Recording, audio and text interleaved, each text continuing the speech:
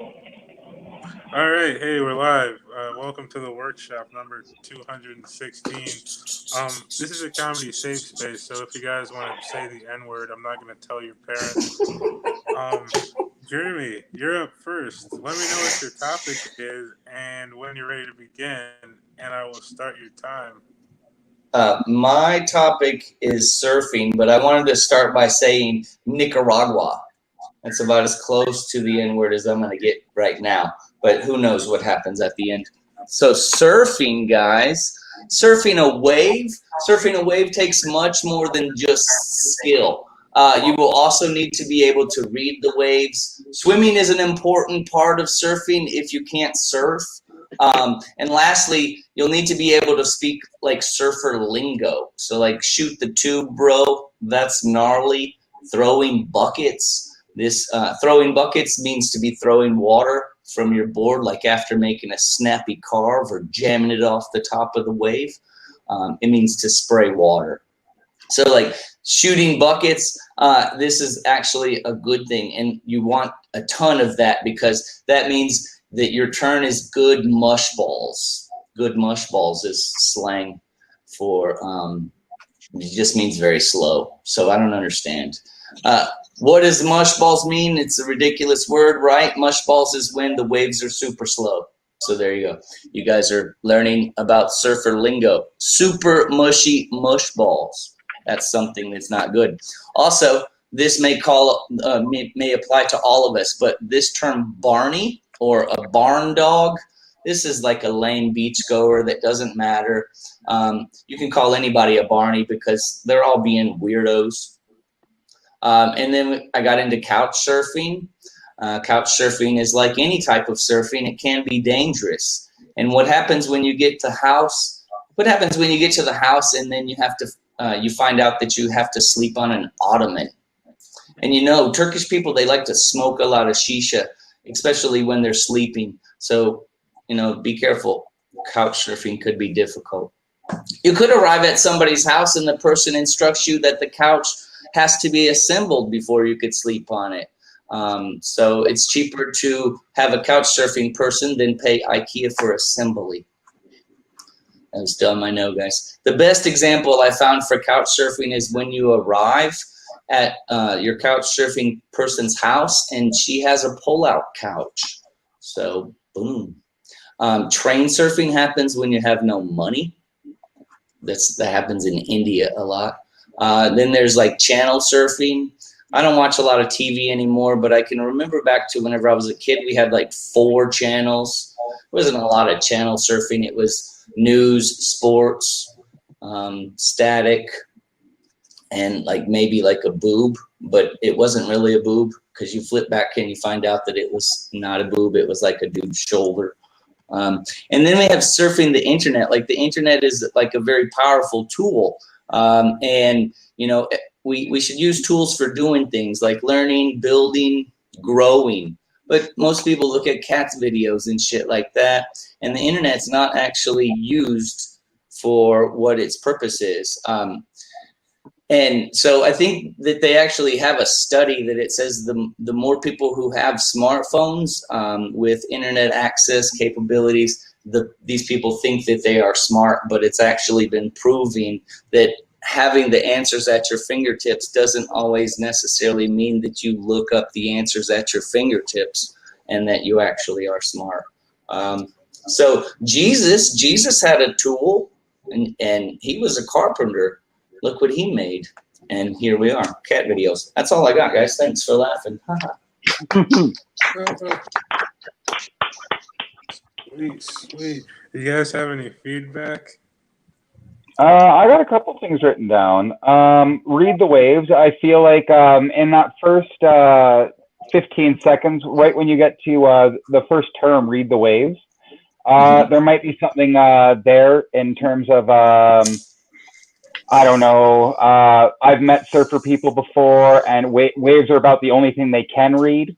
For like, have you ever heard the lingo? And then you can go right into that. Okay. I feel like with throwing buckets, there might be something there as well.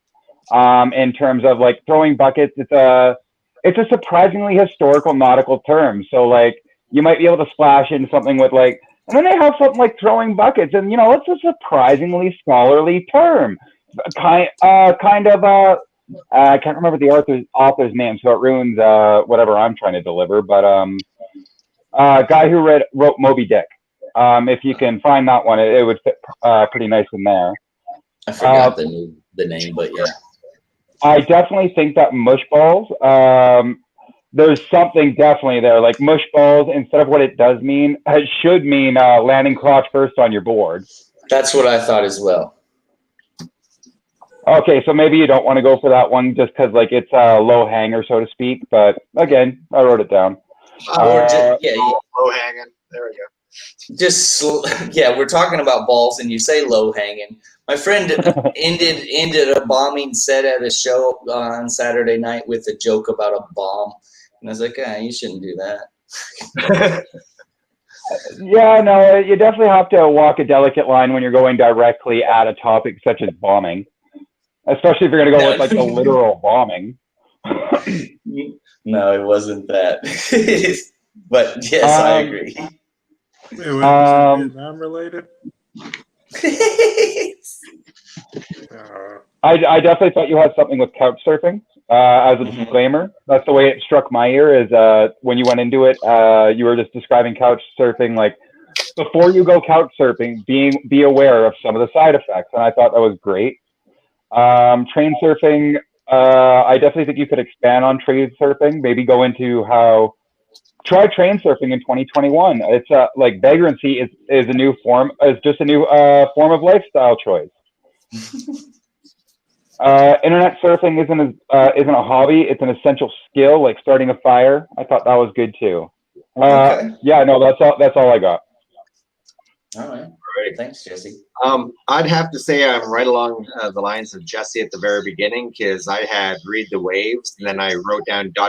Really, they're probably illiterate. And then I put down lingo right after that. So I was like right on tune with Jesse there. And then I also wrote down super mushy mush balls. And then ... No guy wants that.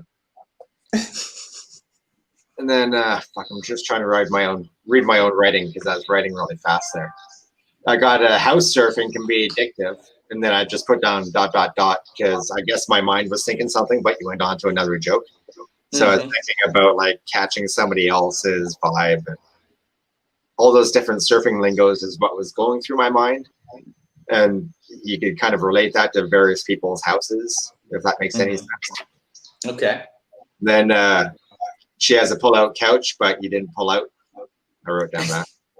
I think that's somebody in this group's joke. They said pull-out couch before, and I was like, I think that's like a street joke. I literally think that's a street joke. I think that's a joke. Okay, then probably. I think that's like about as open market of a joke as what you can get. Yeah. Then learning how to read something surfing. Oh yeah, learning how to read cable. Learning how to read through cable surfing, because your dad would always be yelling at you, channel 4, channel 6, channel 8. And then the last thing I wrote down was smartphones make you stupid. It's true. I have more on that, but I couldn't find the notes that I wrote before, but I wrote a bunch of stuff on that. But I didn't use it today, but thanks.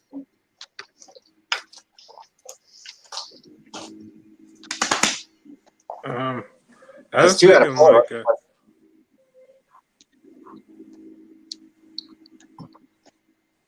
all right, guys. Sorry, what? I was thinking like when you're talking about like couch surfing, like what the equivalent to like sharks would be. I was thinking like maybe like poorly trained dogs. That's very good too. Your couch surfing, you got to watch out for those little fucking Chihuahua sharks. Asshole cats just running across your head. Yeah, cats. Like, you be careful of sleeping at the crazy cat lady's house. Oh my God, there might actually be a full set there of just the dangers of couch surfing and the wildlife therein. Oh. Yeah, because I see some of my friends, like one girl just got a hedgehog for Christmas. This other kid's got all these fucking like big ass reptiles. So who knows what you're walking into when you go to somebody Oh, yeah. else's house? I'm not gonna lie. I can see at least a 3 to 4 minute sketch out of that. You know, like Mhm. instead of like a jelly getting stung by a jellyfish, it's when you get woken up by cum hitting your face. What kind of asshole roommates do you got? That's sexual assault, sir. That's not a practical joke. Oh, that's That's fun. You wake up, you're like, what the hell? And your roommate's like, you went too far. You went too far. beat the world record for distance of cum. Yeah. Okay. Yes. Before you get angry, I was 12 feet away. Yeah, exactly. Took it too far. Okay. Measure 12 that feet shit. away. I didn't move. I'm standing over here. Fucking measure. Hurry up. If you don't go from angry to impressed, you're living the wrong life. No, but it's like, I mean, what if they do that? Like, you know, when you like flick a towel, if you do that right when you come, do you think you could like fling the cum like across the room, like really quick and accurately? Just give it momentum, a little bit of air pressure behind it. Like you can somehow, I don't know. But I think you could use your hand as well. Like, you should try it. Like, fan it in a different direction or something. If you can get it from one end of the room to the other, you're probably like 18. Pornhub gets rid of Pornhub gets rid of human trafficking, only be substituted for long distance coming. I don't think we made the right choices there. That's just my Annual call. cum flicking competition. They're putting breakdancing into the 2022 Olympics. Whatever the fuck it is. I actually approved of that choice. I think that was a long overdue one. Tens of thousands of people can breakdance. Just how many people can throw a load like 10 plus meters? That is the fucking challenge. That's harder than the strongman competition. Coming to an Olympics in 2050. See Imagine me flinging. forearms like Popeye. Each person come walking on in, skinny little biceps, huge fucking forearms. Fortunes are won and lost in the bookie parlors. John, I'm sorry to say this. If we put in a new sport into the Olympics, then they're going to probably take out curling. So your country's going to be pretty pissed off about that because you guys are good at curling. No, Time to start training. We got to do those Canucks proud. Jizz hurling is more of a summer Olympic thing because you definitely don't want the cold for that. And Canada's stuck to the Summer Olympics anyway. So No, you want it cold. Canadian spends his time coming over evergreen trees. I think you'd want it to freeze because that would like make a dot in the target, you know, like. that always makes one hell of a photo too. A new form of Canadian warfare, cum bullets. It looked more like a wax dart if it like shot over the trees or something. Oh God, getting killed with a frozen cum dart. Worst way to die ever. I believe that's how the Knickknack tribe from upper wherever used to actually kill their people. Upper you finally reach civilization again, and you got there on a surfboard made of frozen cum. A little known fact: the ancient Equiludian term for the province in which they live in is not, in fact, pronounced none of it. It's none of it. None of it. That's why hardly any people live up there. It's a very ancient battle cry. Are they Dating back all the way. Inuits? But are they into it?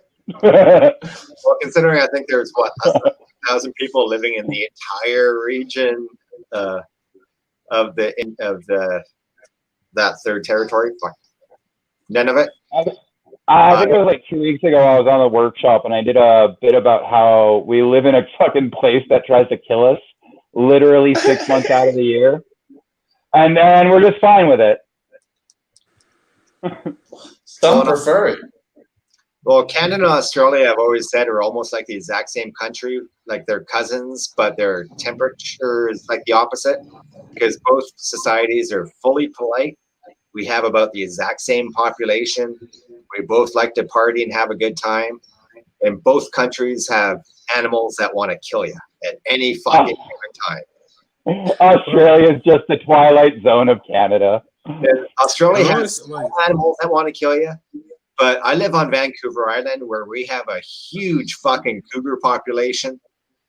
We also have giant fucking elk that weigh like 1,200 pounds that have no problem like charging a car and shit like that. Things here want to fucking kill you. do you think What that, about like, the winters Yeti? would The stop? Yeti. Do you think Oh, the that's winters would that's stop? more a mountain folk problem. Yeah, we got Sasquatch. We don't have Yeti.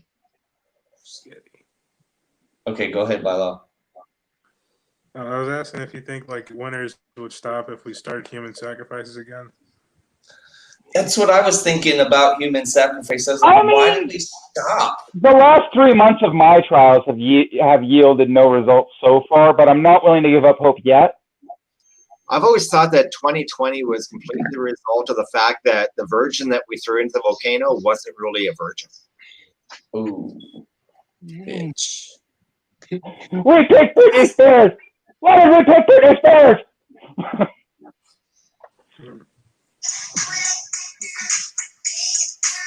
All right, that's enough feedback from me because we're off topic. Oh yeah, that's Thanks, okay. Greg. John. Thanks, you're up guys. next. Did you say I'm up next?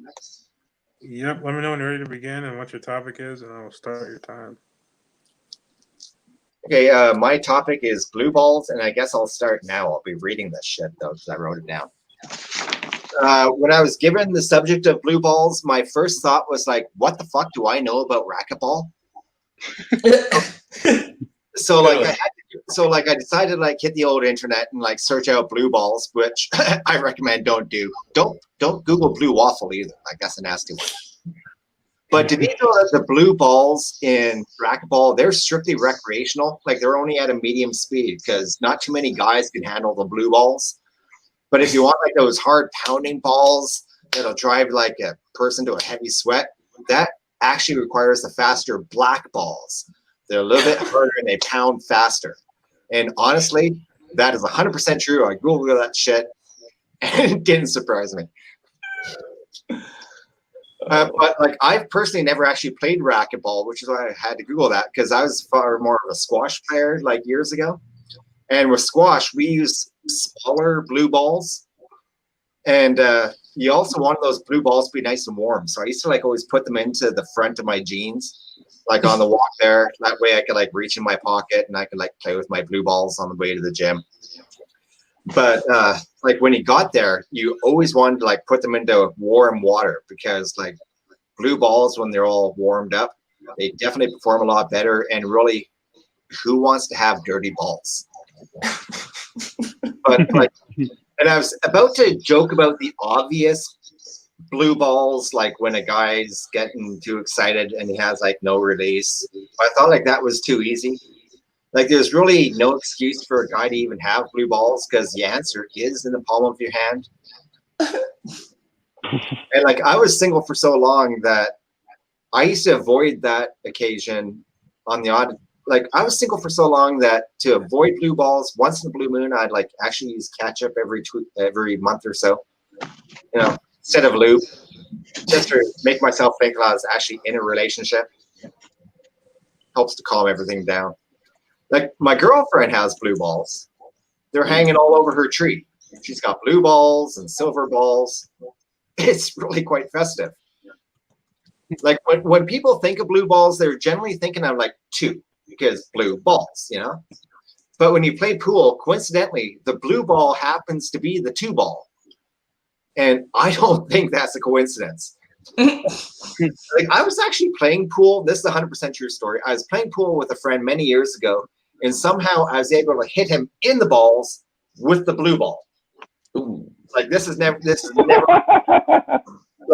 like basically never grasp your cue so hard that when you stroke it violently, it causes like a massive backspin. That blue ball like hit, it was going straight for the hole, but it hit like the rim, shot out like a rocket, hit him right into his sack. It was absolutely beautiful. It's one of those beautiful teenage memories. But whoever said that blue balls can't be painful has never been hit by a 2-ball, because like he hit the ground, but I like laughed because as a guy, there's nothing more remorse or more funny than a guy afflicted with blue balls, or in this case, a blue ball. But like as a kid, I remember swirling blue balls in my mouth. Little blue balls and marshmallows from a cereal called Boo Berry. It was like part of the Count Chocula cereals. They also had like Frankenberry, but he was like a big square. He had like a big square head. He's kind of a bit of a dork. But as kids, we also had like the Pac-Man cereal during the 80s. Once again, we were being conditioned into accepting blue balls as a way of life. Like we were actually wanting blue balls. It's almost like General Mills was conditioning us to have like either sexual frustration or really fucking swinging lifestyle. Like honestly, if you remember back into your childhood, do you remember the songs where you actually had to follow the blue ball? What color was it? Blue. Blue. Yeah. Bouncy. Heck, take a look at this.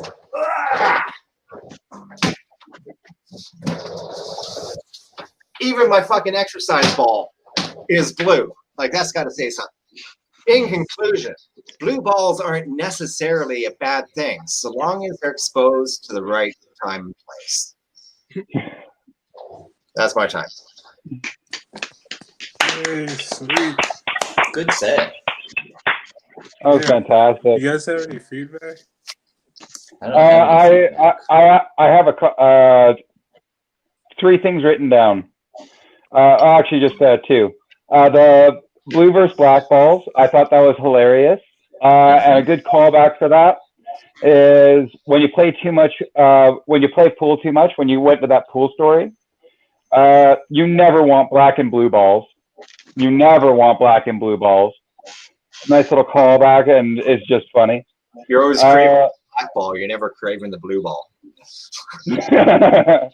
The name of that game is that you really want to sink the black ball. Yeah. First. Suddenly our game of 8-ball turned into snooker. I don't know why, but I find the word snooker funny. It really is, though, isn't it? Everybody does. That and Come Boy, 2 of my favorite words. And just a little throwaway joke I wrote because you were mentioning blue balls so much. Smurfs are cursed, eternally blue balled. Ooh. Are we there yet? But what if they're both red? Papa Smurf, just for. But yeah, no, that's all I wrote down. Very nice. I seen a picture recently where the Smurfs were like these buff gay dudes, and it was like a gay sex fucking place, like Haven or something. And Gargamel was like the guy who was trying to stop the gay sex, like Jesus. I don't know why. It was I good. watched the Smurfs growing up because, like, I was born in '72, so I was 10 years old in 1980. And the Smurfs came out in like 81, 82. So I was like right in that prime time for the Smurfs.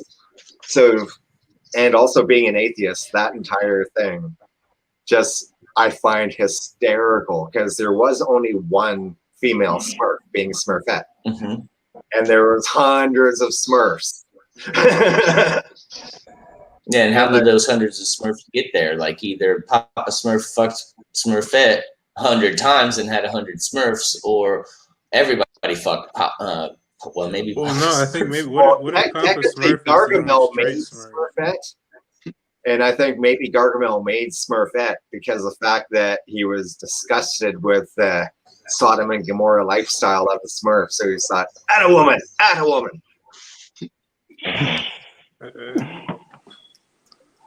I am so happy I mentioned that joke. Thank you guys.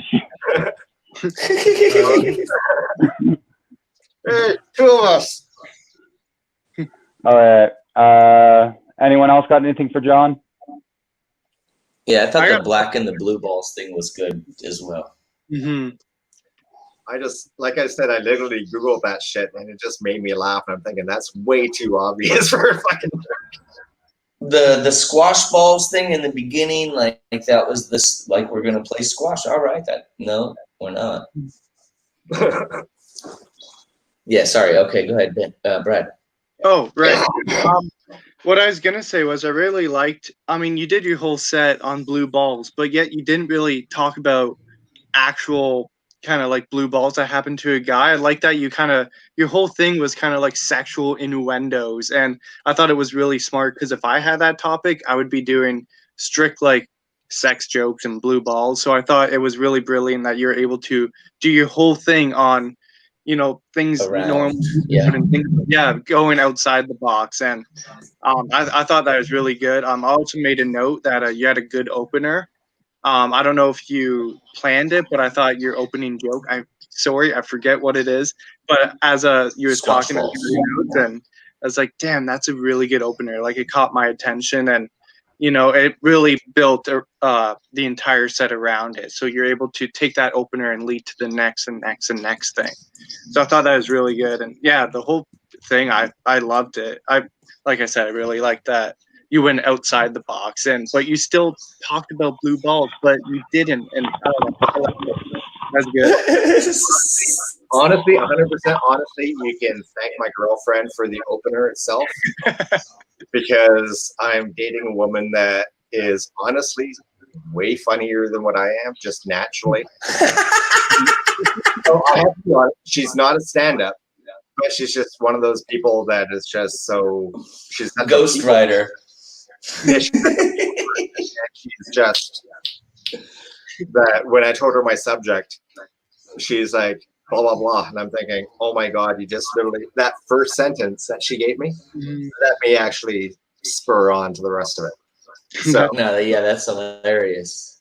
because I don't know about anybody else, but when it comes to the writing process, it's literally the first sentence or two that I always find the hardest. Once I can get like that initial thought down, the rest of it I can. No, I would agree with that.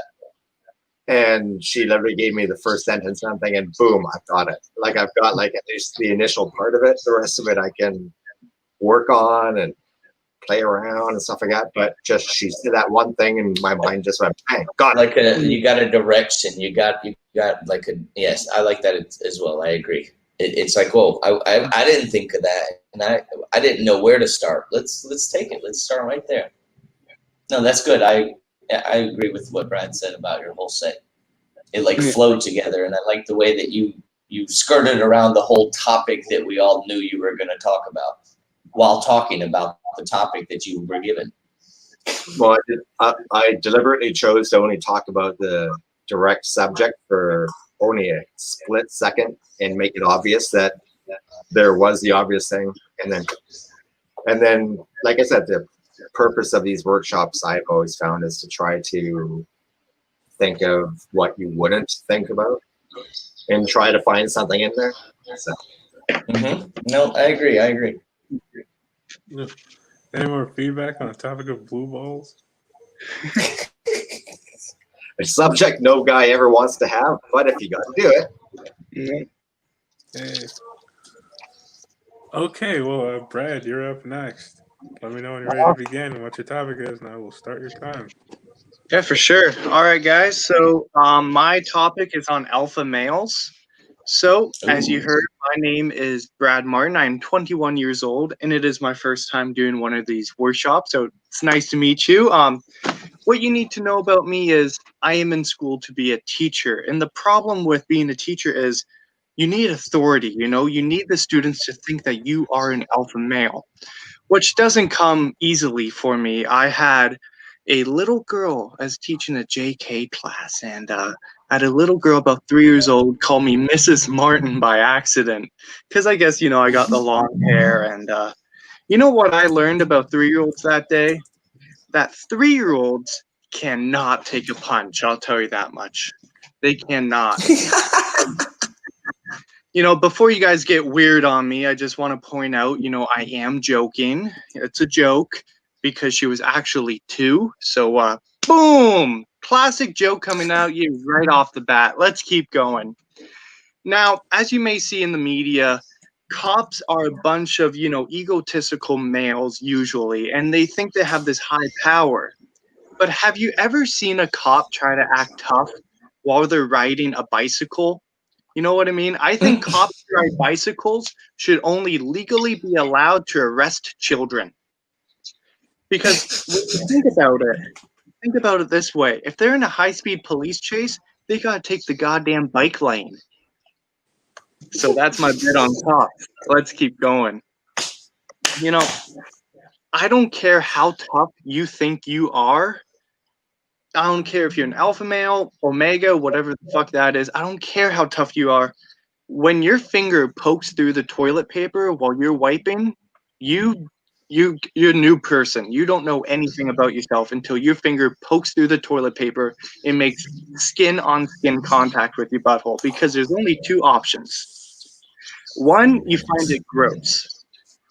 Or two, you find it gross, but then you kind of like it. You know what I mean? When it kind of goes in a little bit, you can, mwah, like mama's spaghetti. I'm sorry, that was so gross. See, a little bit more about me. People like to think that their dads are the leader. They look at them and they think they're the most powerful guy in the world. But I'm here to tell you, my dad is not an alpha male. He is not even close, because alpha males don't cry when your wife leaves them. So, not my dad.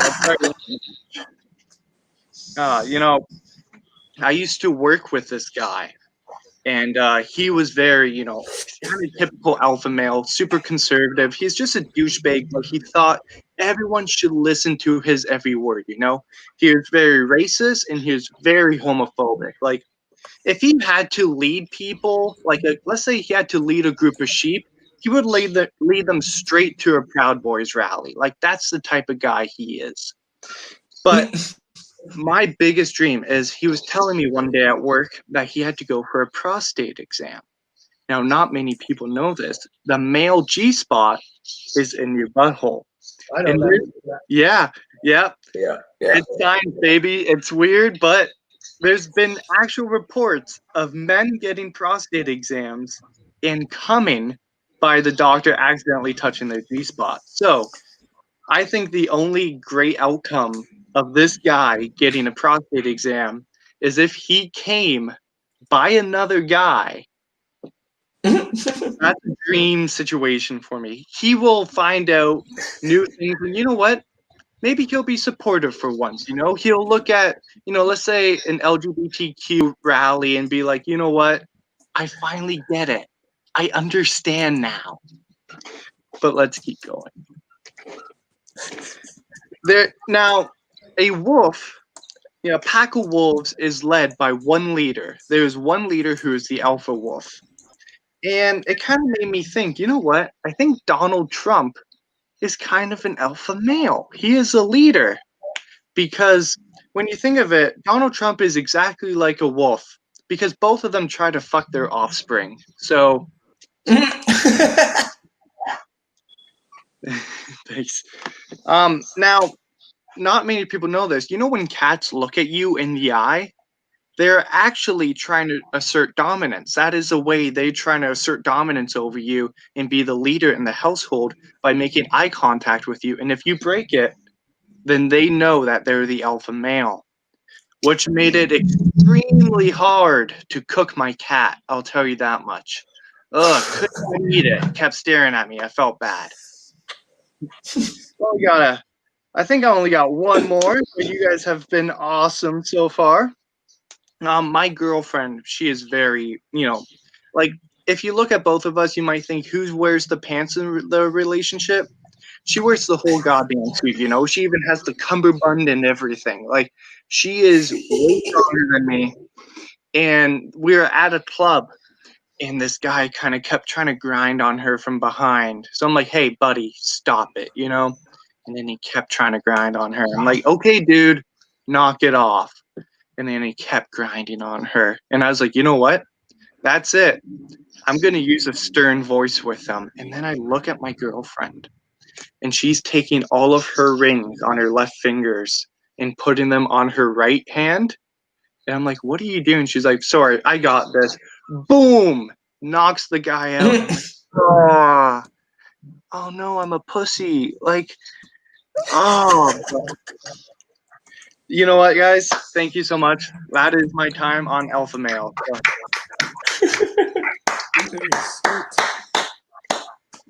Can I have any feedback? Oh man. Initially, I had a teacher needs to be an alpha but empathize like a beta, but you bitch slap that chick like a delta. I don't know why I wrote that down. And then I wrote down cops. Cops on bikes.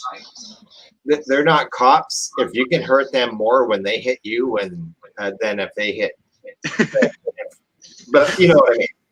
Because thinking about cops in cars and cops on bikes, like cops aren't cops. Then I wrote down toilet paper. Then I wrote down the toilet paper and the itching. Then I wrote down the prostate isn't there for no reason. And then the last thing I wrote down, because I wound up just listening to the rest of your set because I was into your set there. The last thing I wrote down is Trump is the alpha leading a bunch of betas. oh. Ooh, that's a good one, yeah. That is a good one, yeah.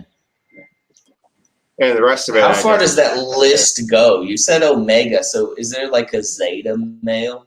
Like I assume that your dad would be like There's the Omega, Zeta. essentially the only males that the only sexual Is Alpha Beta, right? There's alpha and there's beta, and those are the two things. There's the leaders and there's the followers, which are essentially the alpha and the beta. Mm-hmm. But if you want to joke around, Omega is go with God. the other definitions, you can also talk about but if you talk about that guy that's like swinging the huge dick and takes no shit whatsoever from his students, that's the fucking Omega, bitch. You know, fuck. There's Omega's God, right? Starts talking about the Latin terminology. So. Like if you want to have fun with it, if you just want to just play with like just parts of that and just literally you can almost use that as a callback. If you by the first joke, you can almost like use like the Latin terminologies as a bit of a callback if you're doing like just a few minutes of the set type of thing. Okay, yeah, write that down. How many people do you think have drowned in chocolate milk? Gotta be a few, right? Oh man, that's when you were telling that story at the end with your girlfriend, like I was hoping for some reason, like instead of the ring thing, like if she like pulled off her cummerbund and like I don't know, whipped him to death with it, like choked him with the cummerbund. Mm-hmm. Just the visual alone is fun. Like because she's getting ground on, but then like she had on a cummerbund the whole time in a full tuxedo. That'd be good, With the pointed dress shoes. The Winklepeckers. Well, I don't know what they're called. They're just pointy. Yeah, there's a lot of like old timey like tuxedo stuff you could do with that bit. Like even one of those like I want to say pocket watches. Yeah. Sword cane. She took the pocket watch to hit him over the head. Yeah. Top hat. She took off her top hat, put it on his head, and smushed it so he couldn't see. And then she hit him over the head with a cane. You could hide a lot of stuff under a top hat too. You could have like a rabbit, a dove. I was gonna say like a glass of chocolate milk. I don't really have any feedback. It was pretty good. I was just listening to it, but I did concern myself with one thing. Why were you dreaming of your dad's prostate exam and hoping that your dad would receive pleasure from his prostate exam? Like, how many nights did you stay up hoping that your dad's prostate exam ends in a finish him type of fatality from freaking Mortal Kombat? In my defense, I must have accidentally said my dad.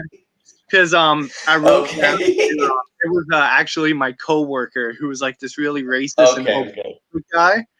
The joke about my dad was about like my mom left him. So like I'm like, oh, you can't be an alpha male. Wife Yeah, you leaves see he was you. crying. Yeah. And I might have accidentally messed up and said my dad. So I might have done a whole bit. Maybe about my I dad. messed up as well.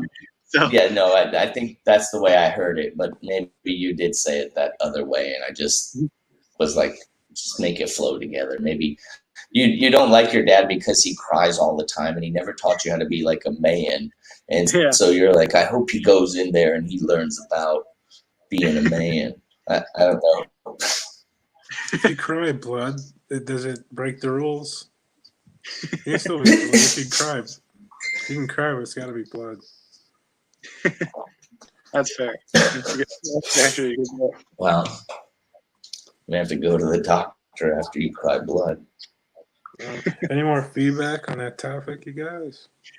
Jesse, I don't thought know he if did a your good mic job. is muted again. Thank you.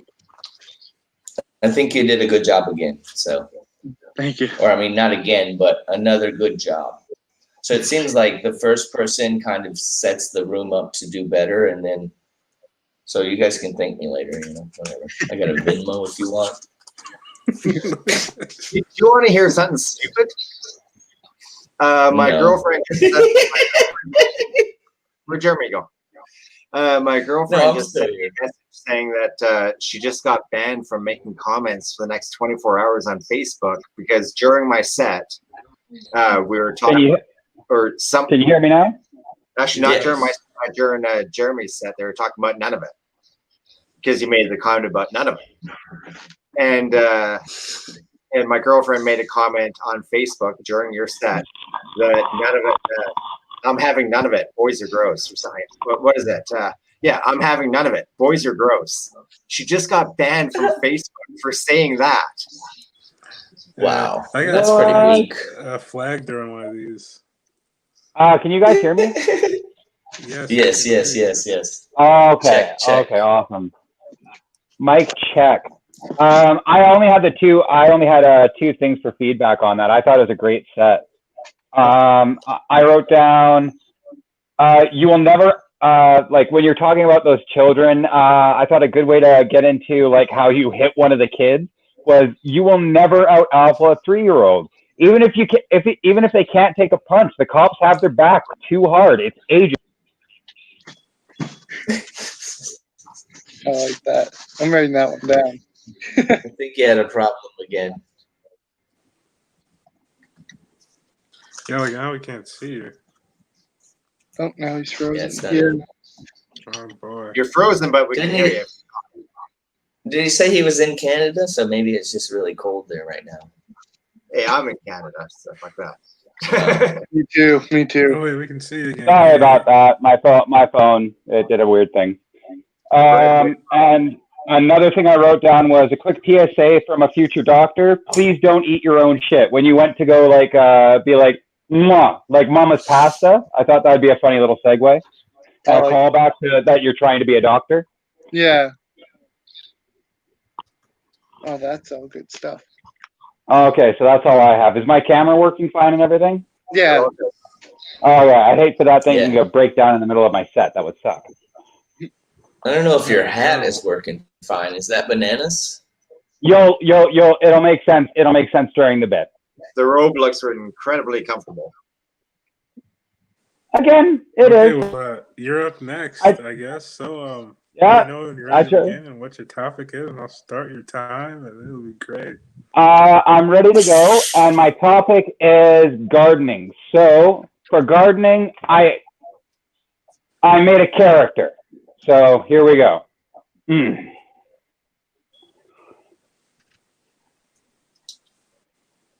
My name is Petrie McManus, and I'm here to teach you today about proper gardening and how it can help your community. First and foremost, gardening brings people together. As fertilizer in my garden. I don't like kids visiting my house. I don't like solicitors. So gardening has helped me in that it's provided me an outlet for my frustrations.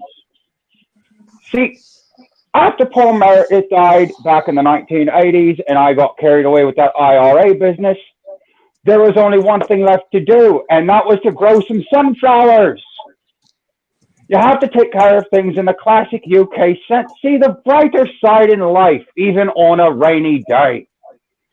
Especially when that rainy day consists of 3 homicides and a beautiful, beautiful, beautiful. I don't think I should elaborate on that one. Still an open court case. NHS has been kind to me during the quarantine. They send round candy stripers. It's been, again, quite enjoyable. You have to take care of your community. I find that the candy stripers are very useful for, again, fertilizer. You'll find I don't find a lot of useful people outside of fertilizer. I mean, outside of a lawyer, that is. Lawyers are very, very heavy in my life. Again, especially after Marlene died. When Marlene died, I'd say the lawyers were involved the heaviest, especially with the detectives poking around. It was kind of a miracle they didn't look in the garden. Oh, it's a simple life. My name is Leroy McManus, and I'm here to teach you about gardening. So please take my master class. Thank you and good night. Yay, sweet. Cool. You guys have any feedback? I've got Fertilizer. I was kind of into the entire character and everything else, and I only was able to write down a couple of things because it was all going so fast. I wrote down bringing people together, and then I put down Mormons make great fertilizer because, you know, 0 toxins. Oh, I like that. And then I also Vegan wrote could be down, organic. Yeah, then I also wrote down candy stripers are incredibly sweet. They're great for peas and potatoes. Oh, I like that too. Thank you. That set was entirely improvised except for the character. So what I basically did was I wrote down a character outline, and then I just acted that out as an improv. Honestly, I love the character, and I was just kind of going with it while you're going with it. So Sweet potatoes. No, I I agree. love that. And sweet potatoes and peas actually, or no, corn, peas, and potatoes are supposed to grow together. Yeah, no, that's why I like that. Candy stripers are good for sweet potatoes and peas. I really love that. Thank you so much. Any more? Good job. No, I was caught up. Like, good delivery. You did that with an accent, right? Yeah, I was trying for Scottish, Sounded like but I did. corn. I went a little bit to like British and places. I couldn't quite hold the Scottish accent.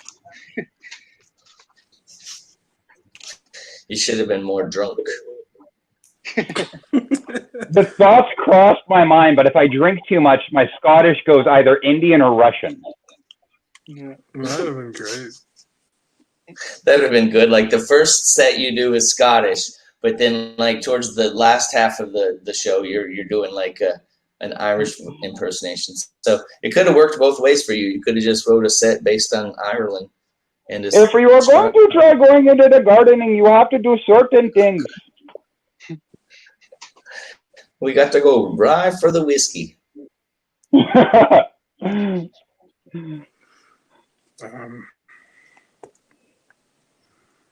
Okay.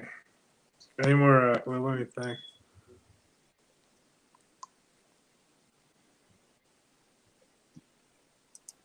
I don't know what to say.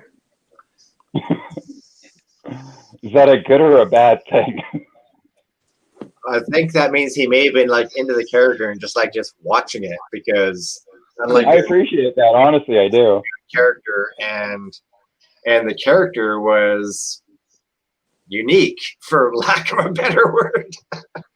Well, when I Could got the you topic of use- gardening, all I could think about was how like the UK and old people are obsessed with gardening, and then I love elderly characters who turn out like they start off sweet, and then they just turn out these guys like fucking dark monsters. I love those characters. Like Monty Python has some great examples of that one. It's like John Wayne Gacy if he was if he tilled instead of clowned.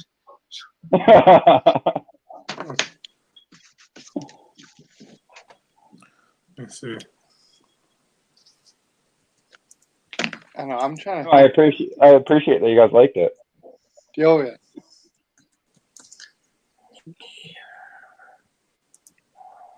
Well, I don't know. Anybody else have any feedback or any final remarks for that set?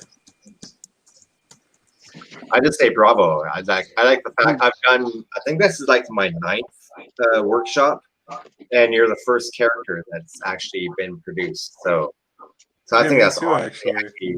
I think that's awesome that you actually decided to just take that risk and just went that way. I thought it was great.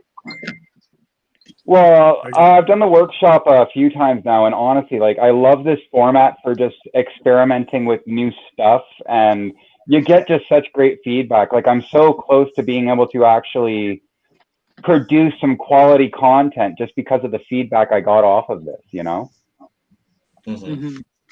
Yeah, that's the goal, I think. I think I got one joke out of every show. That's what I would say. One decent joke out of every show.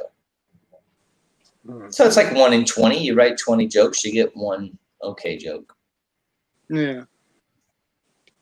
What if like you could use because whenever you have a garden, typically there's birds that come try to eat your fruits and your vegetables. So like Yeah. you could sit on your back porch with like a slingshot or something, shooting teeth at the birds. I like to get out the old crossbow every once in a while, and I'll just shoot some gophers. It passes the time, and honestly, I think it again helps out the community. I was trying to think of another use for humans is what I was doing with the teeth. Or like somehow you use the blood for something. I had a note as maybe instead of Meredith being dead, what Meredith could be is like a scarecrow in the garden that he is like kind of like Frankensteining together out of these victims. Like Meredith's gonna need some new eyes in a week, so I really hope some pretty-eyed Mormons drop by. Okay. Yeah, that's good though. I mean, like you're just piecing her together. No, but I do like that concept of like bring recycling into it in that really dark way, because like the piece itself is supposed to be a master class on gardening. So you need some hidden things, I think maybe fertilizer. That's like scratching the surface. What was the movie, the Secret Garden? Because that was like the whole part of that movie, where it's like the dude had buried the dead people in the garden, and they had been eating the sweet corn and shit like that. So I don't know, some extra. Since it is a master class, you got to be able to have some secrets, of gardening that not everybody knows. Like I don't know, but you got to use some part, like the ears. I don't know. I really appreciate this feedback. Like you guys have really given me the confidence here to fully develop this into a full bit. Yeah, no, I would agree. Go up there with some hedge clippers. Oh no, like I like when I'm not doing stand up, I do sketch comedy. So what I'm thinking is I'll turn this character and the masterclass setting into a full sketch, and I should have something probably out in the next month and a half. Yeah, I just thought that you coming out with a character was great. It was like I said, I've done a number of these workshops, and that's literally the first character I've seen, and I just loved it. It was something completely new, original, and you completely committed to it. So I say bravo. Thank you so much. I appreciate that.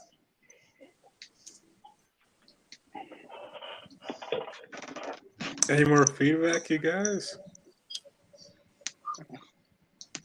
Okay. No. All right. Well, I guess I'm gonna try to talk about the topic now. The topic is premonitions. So here we go. premonitions. I don't know. Would like being able to like see the future seems like it'd be cool sometimes, but I don't know. Eventually, you know that like you like it's gonna be like the day before. Like if you could only see one day in the future, eventually one day you're gonna see yourself like die the next day or something, right? That would suck. Just be stuck. For you have like a whole day to be like, oh wait, I'm gonna die tomorrow. There's nothing I can do. That would suck. I don't know. But then again, like I mean, if you could see the future, then would you be able to change it or? Sorry, I'm going down a I rabbit think hole. so. None of this is funny.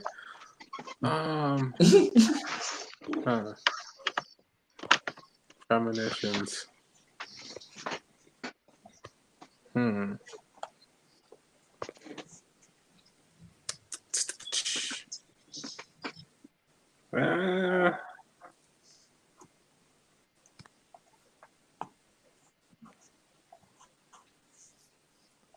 I'm drawing a blank. I'm done. It's just one of those days. No worries, man. That happens to the best of us. Premonitions, you'd think you'd hear nothing. Actually, out of what you said, though, I did write two things down, and I think that they might be a little funny. Because you did actually have some actual very funny premises there. And I think you should expand on them. The worst day as a psychic must be the one day that you can see yourself die. Because, like, that's a stressful fucking day. If you can see a full 24 hours ahead, you're going to get that day more than once of, like, fuck, the number 23. Was that the number 23 or was it the 32? Fuck! I have to watch out for both those buses. That's a terrible day. And I also wrote down, if you can see the future and couldn't change it, wouldn't that just be bullshit? Like, worst superpower ever? I mean, it's like Dr. That is true, yeah. Like, Because I mean, all fuck you gotta that. do to change the future is make one decision.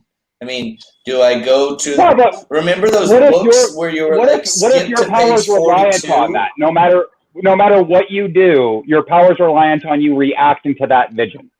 You are now a part of why that's going to come to pass. Whether you act or don't act. Whether Premonition.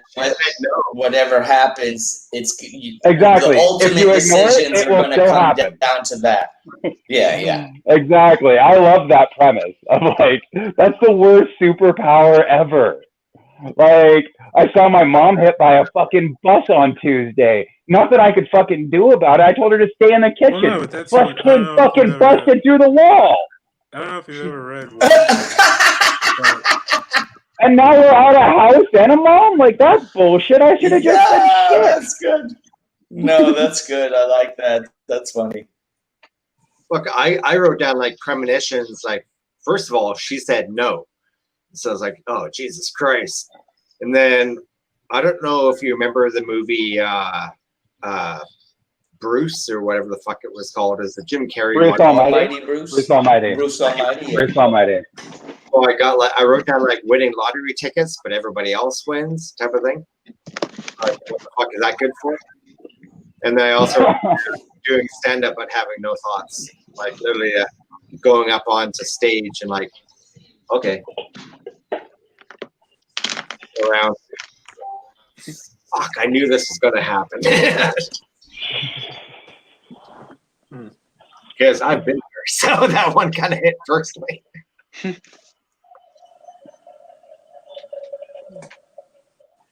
Okay, cool. Any more feedback, you guys? All right, we're gonna. Wait, I was gonna say you didn't think it through. Like you didn't have premonition on that set. Yeah, And then like I've been like just. The last thing I wrote like down was every time. You thought you'd think of nothing. I've been like not writing anything in advance like this entire time, and sometimes it'll come out. It bites you. Sometimes it sucks. But this is. I know. One of those times. Yeah, those times it just sucked. I mean, you're hosting, so you know how much we. What? Okay, whatever. Yeah. So this part is Uh, the part where. I don't I'm like just to saying write, this so- wouldn't this wouldn't happen without you. So you know you're doing a lot already. Jeremy, before you go, I just have to hit the washroom. So give me 2 minutes to yap with you all All right. yourselves. No, I got this transcribe thing. That right there, the green one, and you can just speak into your phone, and it writes it into words. So then I take it and I edit it down afterwards into something that I really can use. So That I don't sounds like like a handy writing either. I don't like writing Yeah, like dictation apps are a fucking long lifesaver. things. Like if it's like something I'm going to be talking about for 5 or 10 minutes, I don't want to write it all down and then have to edit it all out again. So I just speak it into my phone and then I edit it off of my internet or off my computer. That's got to help preserve the original delivery of the set too, for sure. Well, it doesn't. No, it's just recording, like transcribing the words, so you can't hear tone. No, and but I mean, inflection like and things seeing like them that. exactly, because like I know for myself, I take my notes longhand handwriting, and I'll do short form sometimes. So I'll lose the delivery of some jokes, not having them written down verbatim. Yeah, and I also read that you should wait, what was I gonna say? Yeah, I don't know. Never mind. I have a lot of my stuff wrote down, but then every time I deliver it, it's like I know where I gotta go, and the few words that I put in between to get to that point are always maybe a little different. So I don't know if that hurts or if it doesn't hurt, because I don't do that much, research into, okay, I listened to this joke, how many people laughed? Okay, yeah, that was good. And then do the same way but change the words, and you're like, okay, don't change the words. At that point, it really depends what you want out of your stand-up experience. Like, are you trying to build a career in like a solid set, or are you more just playing around with the forum? Or just playing around, see what happens. Yeah, exactly. So I wouldn't take that too close to heart, because like when you're paying attention to like your crowd analytics and like, okay, what's really killing here? How can I tighten this up? That's more for, okay, I really need to design this set and create a show I can sell. At least in my own mind. Like, does anyone disagree with that? What Not are at we all. talking about? No, I would agree with that. If you're You're trying also to thinking it's something that should be able to go at a fringe festival. Like, it's literally, if you're trying to create something, I've always the people that I've worked with that have like done the most, like the headliners I've worked with that have done the most, have generally kind of created the set that one can take like to a fringe festival and like sell out a room by themselves type of thing. So what is that, like 15, 20, 30 minutes? Yeah, like An hour? a full show, like something you could charge a ticket for. Like continuous streams of thought that kind of rolls into the next, rolls into the next. That exactly, keeping a person engaged for a solid half an hour with it flowing. Gotcha. It's one of those things I'd like to say that I'd be able to do, but right now I'd say I can go for about 20. I've got an hour of shit I can talk about, but if I were to be honest when it comes to like fully engaging somebody, I've been doing this for 4 years, and I would say I've got 20 that I can do something. I've never actually tried to do a live show outside of stand-up comedy, so I'm definitely looking for the forum I can try a little acting in, for sure. Like, I'm getting to the point now where it's just like, if I can't find it, I'm just going to make my own.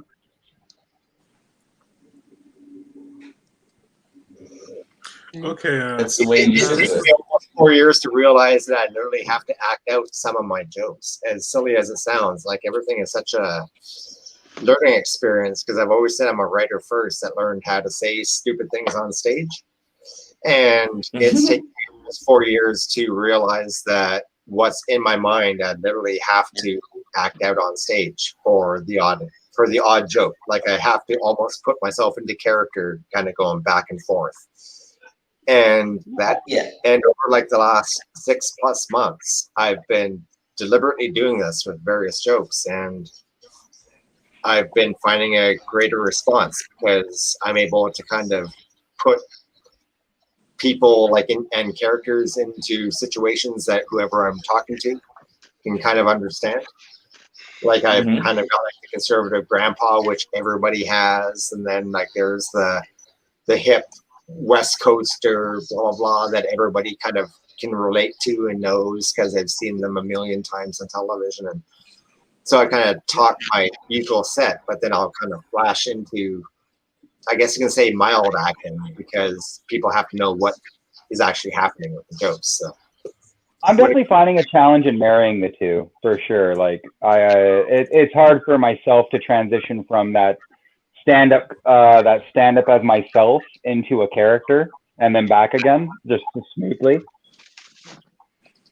You gotta be careful. Transition, I hear if you act too hard. I would definitely say I am not an actor. Like that would not be my forte. I may have taken drama and improv and things along that line, but I'm not an actor. I'm more of a speaker. But as I said, when you write a joke, sometimes you hear voices in your head, if that makes any sense. Oh, 100%, yeah. And I've deliberately have chosen to take those voices in my head and bring them up on stage. Like I'm not a great voice actor, however, I do have a large enough register where I can go with the grandpa, I don't understand this, to the West Coast hipster of like, well, blah, blah, blah, blah, blah, blah, blah, type of thing. So it's simple enough. It's just one of those joke tricks that I've heard other people kind of do, but in their voice, but I don't have their voice. But I had to find my own voice to be able to just bring out. Do their voice. Yeah, to do their voice. They're not necessarily characters so much as what they're people that are in the joke because it's a silly thought, and you have to convey the differences between the two thoughts. So. Okay. No, I understand that, and I would agree with that as well. I mean, because that's you. Those people in your head, those voices in your head. What they're you. It's just sometimes they're playing different characters. Exactly. As silly as it sounds, I've never approached it like that. So thank you very much. It's interesting. And I think, like, I read this thing that said, like, everybody basically has a different impression of you. You are different things to each person that you meet. So the you that you think that you are is not really the you who everybody else sees. So, the way that you treat people or the way that you act around them or all the things you say and talk about, you do that differently with different people. So there's a different you in their mind. So in you can be all those different people, at different times. So one day you might be a cowboy. I don't know. Like people here in Vietnam, here I'm from Texas, and they're like, oh, they got a lot of cowboys there. And I'm like, yeah, I don't know, not really. But yeah, there's a lot of cowboys there.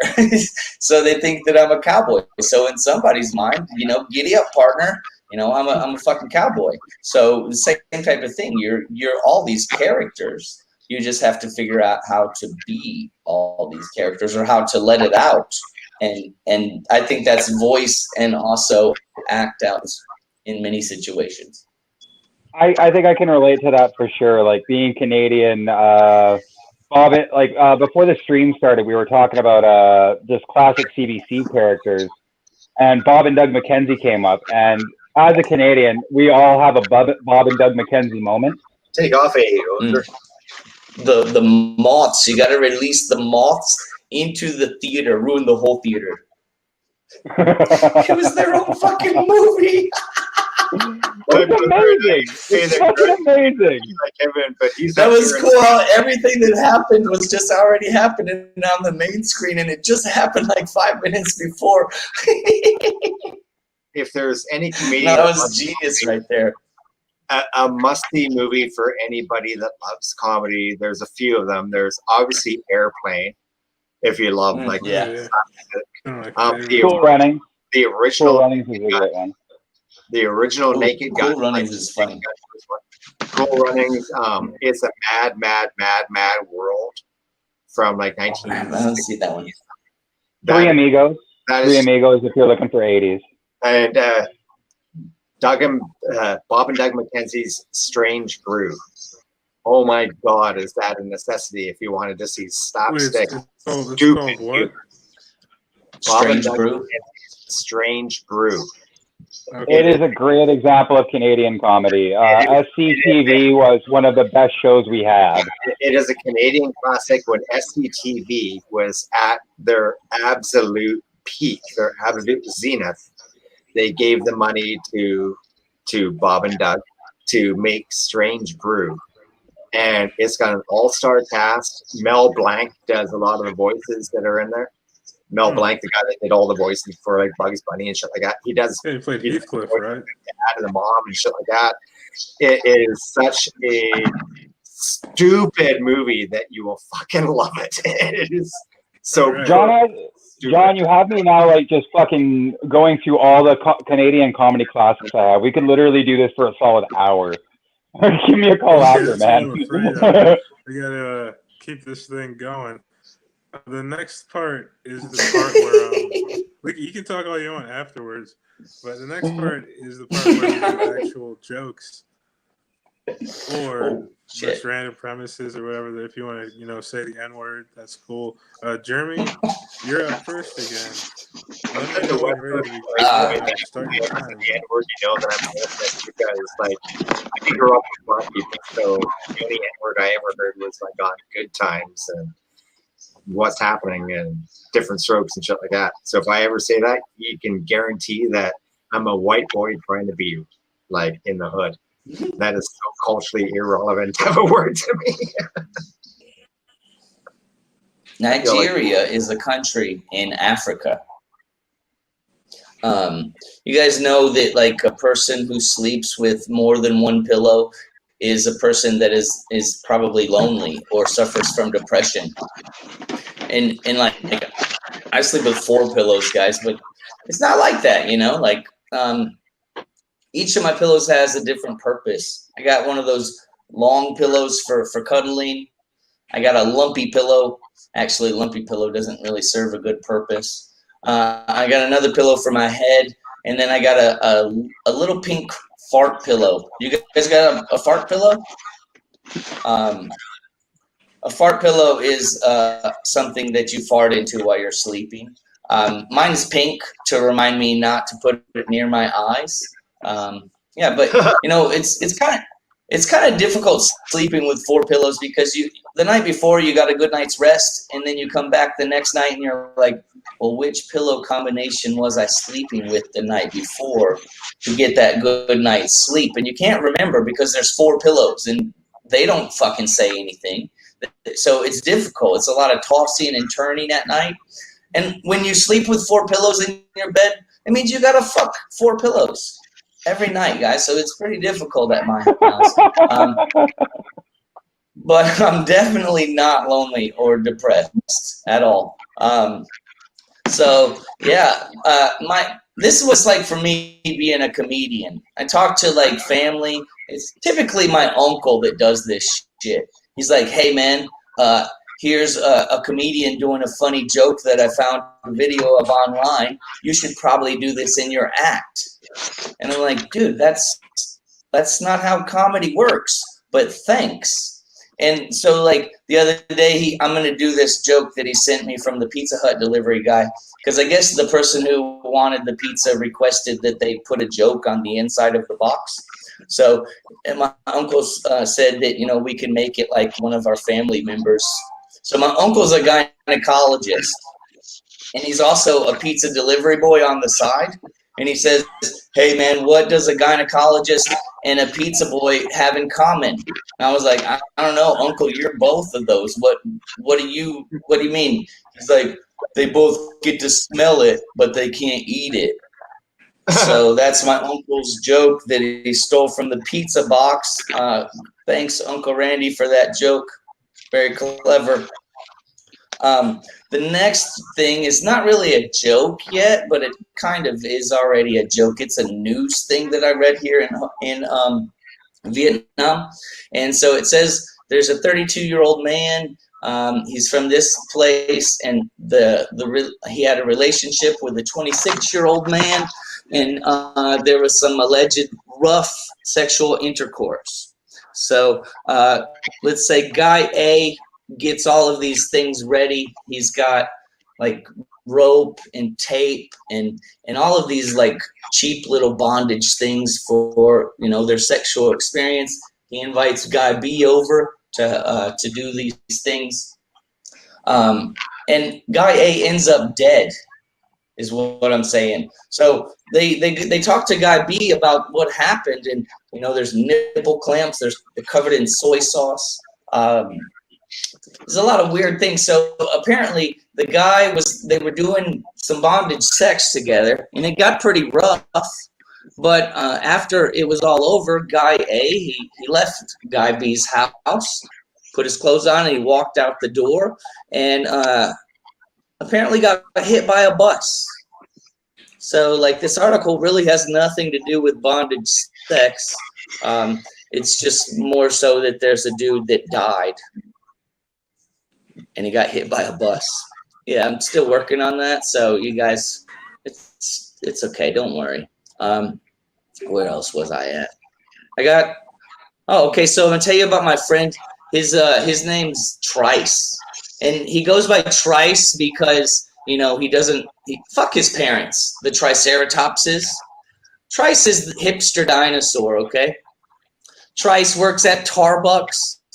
His best friend is a T-Rex that's a vegan. He fucking tells everybody. Fucking vegans. So yeah, Trice is a herbivore, so he knows where to get all of the good weed from, He's also a big person or a big dinosaur that's all into like space and outer space and stars and constellations. He's got a podcast. His podcast is called Fire from the Sky. And so like he's also got a blog, but you guys know nobody listens to podcasts and blogs and shit like that. So on the day that the meteor is going to come down from the sky, Trice is in his parents' basement, covered in patchouli oil. He's singing the chant, "I love you, you love me, we're a happy family." You guys know Barney the dinosaur? It's totally a thing. So he's singing this chant. He's got incense burning and shit. The meteor strikes and he survives. And he goes upstairs and his parents are dead. His neighbors are dead. Everybody has burned. And Trice just walks. So he's walking the earth and there's nobody else around. And the whole point of this story, guys, is Trice walked the earth before it was cool. Thank you very much.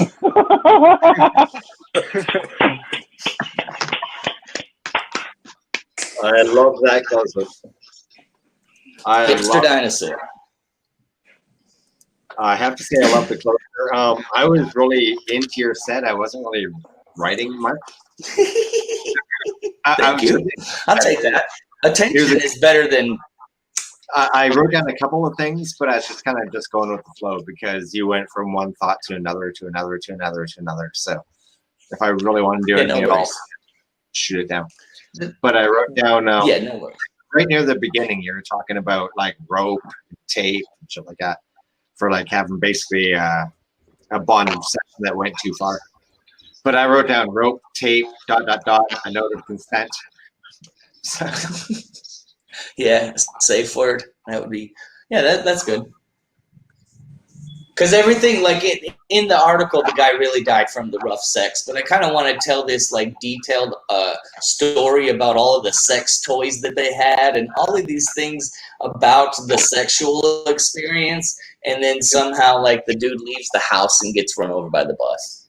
Yeah, I do enjoy that. Like it has nothing to do with the actual news article. It was just in there for flavor. Yeah. just- Nipple clamps.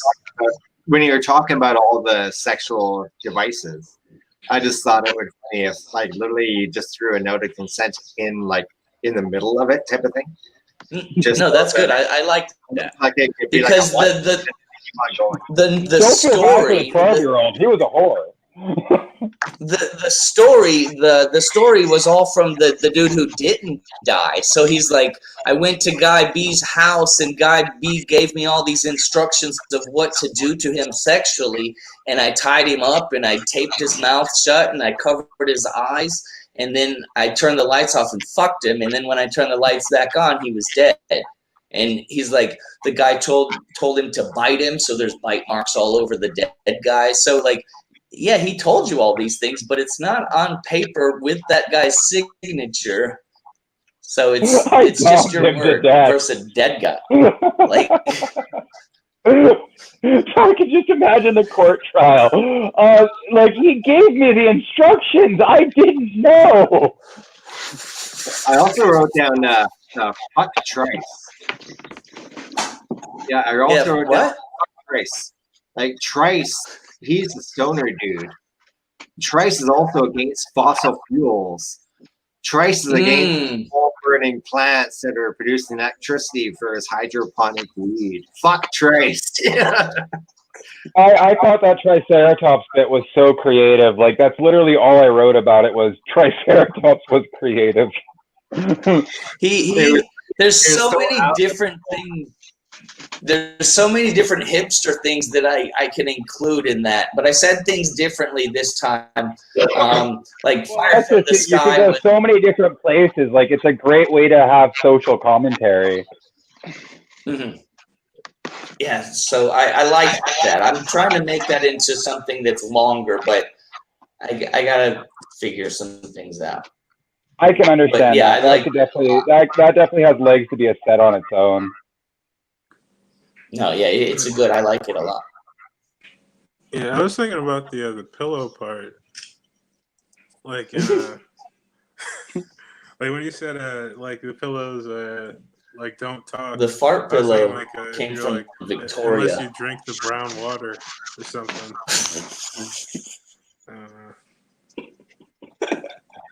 Unless you're drunk, then have you watched the show Big Mouth? It's a cartoon, but in one of the episodes, I think it's in the first season, but there's one part where the magician kid like fucks his pillow, and the pillow's all talking to him, and has a baby and shit. The baby looks like his brother, so his brother's been fucking his pillow.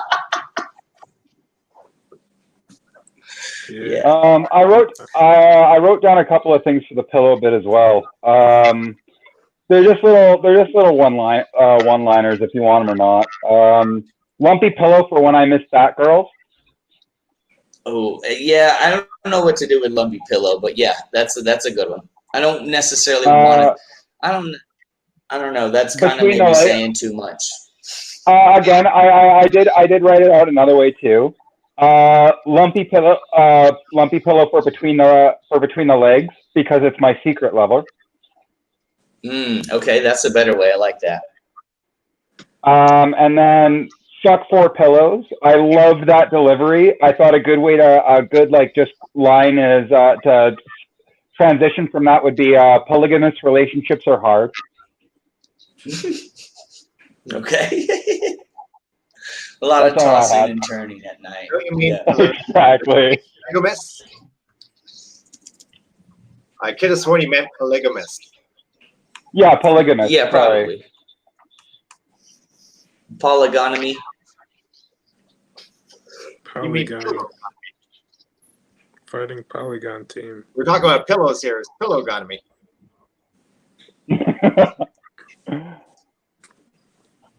Oh yeah, no, that's another way you could go with it too. Is like you could have a pun off pillows with polygamist.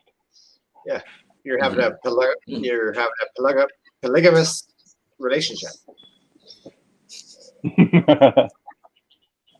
I like it. All the different terminology you can use for polygamy. You can just put an I in there instead.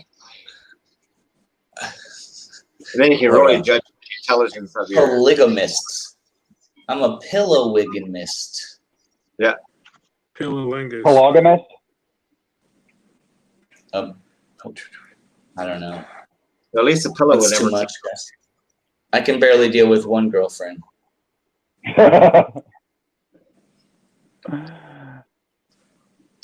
You can't have Well, labels in a you don't call relationship in which you fuck pillows. It's too hard to classify. Oh. Polygamist. It's just too much. They're always warm and ready to go. Right. They don't No, but I say leave no. the air conditioner on, so my pillows are cold. I like cold pillows, and then I'll warm them up myself. Yeah, it's just I like my pillows to have emotional issues. That way I can come along and save them. Captain Save a Pillow. I'm picking up pillows off the streets and shit. Like, I brought home 3 pillows last week. I got strays in my house. All stained and shit, but they need me. It's nice to be needed. not all your colors Gotta are white run. because all colors are equal. All pillows matter. Any more Okay, feedback anyone on the got- set, you guys, before we move on? Victoria gave me the fart pillow thing, so thanks, Victoria. Okay, Yeah, I got All right, nothing else. move on. Thanks. sweet. John, you're up next again. So let me know when you're ready to begin. I will start your time. I guess I'll start now. I live in a small town on Vancouver Island. Like, Vancouver Island is the island that's on the most west coast of Canada. And it's such a large island that we're actually 25% larger than like most of the nations in the world. Like Jamaica can fit inside us 3 times. And on this huge island, I live in a small town called Nanaimo. Like, we have 80,000 people, but in Canada, we are number 10 for property crime and assault per capita. Thank you very much. Like, the council is working on it though, and I'm sure with Gangsta. their help, with the city council's help, we are hoping to at least crack the top 5 next year. Like, Nanaimo is what you would get if a Motel 6 and a community college decided to deliver a baby. Like, we also have the most homeless per capita, and like, they don't just ask for money and they don't just ask for food, but I've had them ask for drugs. Like, the other week, I was walking down the road and I had a homeless guy ask me for change, and I said no, because, well, I wasn't carrying any. But as I was walking away, he asked me if I had any weed. And I'm like, dude, no, I'm not going to give you any weed. That's just going to make you hungry today.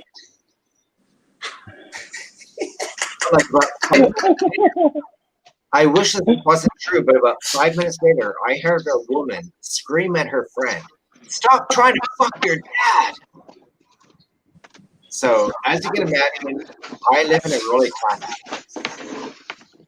I wish that wasn't true, but if you look up Nanaimo on Google Maps, you will find the Harbor City. It's such a great place. Thank Christ that 2020 is almost over, because like 2020 so far has been the reservoir tip of a dollar store condo. like really, Australian wildfires, the stock market, RBG died, Trump is still alive, bird performance, COVID-19, plus Harry and Meghan with the royal family. Holy fuck, if 2020 were to have a safe word, it'd be like more. Like, except for the performing arts, though, right now, the rest hasn't really changed my lifestyle all that much. Like, I'm a pro math guy simply because, like, I'm 48 and I've never had dental. So suddenly, like, I'm a good looking bitch with, like, this close face happening. So the maths are all good with me. And when they closed the churches as a way to stop the virus, I was all good with that. I thought it would also be a pretty good way to help stop the spread of COVID-19 as well. See, I fucking happen to love that joke because I was raised by a single mom in a non-religious household during the 70s, because the last thing we needed was another absentee father.